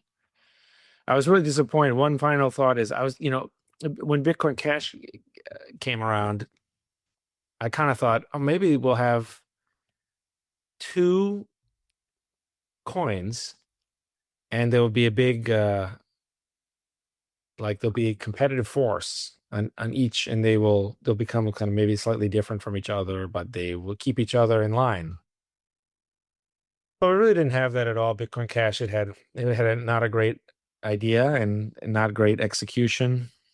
I don't want to be too critical, but basically the idea sucked. The idea of L1 large blocks is not a good idea for a variety of reasons, but one reason is you can put the optional large block on a small L1 block, but you can't do the reverse. So it was a bad idea. 8 megabytes that's not enough to scale to 8 billion people anyway. So there was only an 8x improvement, and the timing was terrible. And trying to take the name and use Bitcoin.com and say Bitcoin Cash is the real Bitcoin and all that was like very confusing and off-putting to people. And Yeah, it was. so that wasn't good. And what happened was Bitcoin Cash went down in flames, and then everyone thought, oh, Bitcoin has no competitors. And they thought, look what happened to the last competitor. It was terrible. So, and as a result, this has created all this complacency, I think, part of it anyway. And so we want, I would prefer it if we had someone, nipping at the heels, or even better, like a real rival, like a real whatever. I don't know about metaphor. I could possibly Goku and Vegeta or something, whatever. We like that one. Yeah. Yeah. We like And Goku and Vegeta. yeah, so that's what's best for everyone. You don't want to live in a world where, even if you were deciding for your son or something, a child, the best thing is for them to have some rival, to keep them focused. And you don't want them to just be competing on the wrong things. We want people to compete on the right things. So I realize these answers have been very rambling, but just trying to convey this. This is a very important idea to me, that the competition keeps everything on the up and up. And I have witnessed firsthand this incredible derangement in Bitcoin because of the lack of competition, and everything has formed a monopolist guild, and it's not good. And this is exactly why I think the central banking and the existing banking industry became so unable to meet the needs of its users, because there's who can compete with the United States Federal Reserve? Like, basically no one. So it doesn't improve as much, and that's just it's not a good way to be. But So they're long answer. federated. They're federated, right? Yeah. They've got a few branches. Yeah. I appreciate your time, Paul. I feel that we could go beyond this, and there's so much you have to say. And but we're going to call it a day at this one. I appreciate your contributions again for your time here tonight, your thoughtfulness. Where can people find you? Well, yeah, I'm on Twitter at Truthcoin, TRUTHCOIN, and I'm on Telegram at we have a group, a Drivechain group called DC Insiders. It's a joke. T.me/DC Insiders, and you can join on Telegram and come hang out there. And it's drivechain.info, correct? Drivechain.info. That's right. Okay, very good. Yeah, there's a lot of information. There's a YouTube playlist there. There's tons of slides and talks and other things. Oh, very cool. I appreciate having a Bitcoiner on a Litecoin podcast. Before, we've only had Charlie Lee and Vlad Costea, so we're going to add Paul Sztorc to the list. If you've made it this far, congratulations. We're with you. We're sitting here right in front of you. So anyway, with that, thank you to all of our listeners. Thanks for tuning in today. Of course, you can find this episode and all other episodes at 84million.com/podcast. You can find us on X, YouTube, and wherever you stream your podcasts. And again, once again, thank you, Paul, and have a good evening. Thanks for coming on the show. Hey, thanks for having me. Yes, sir.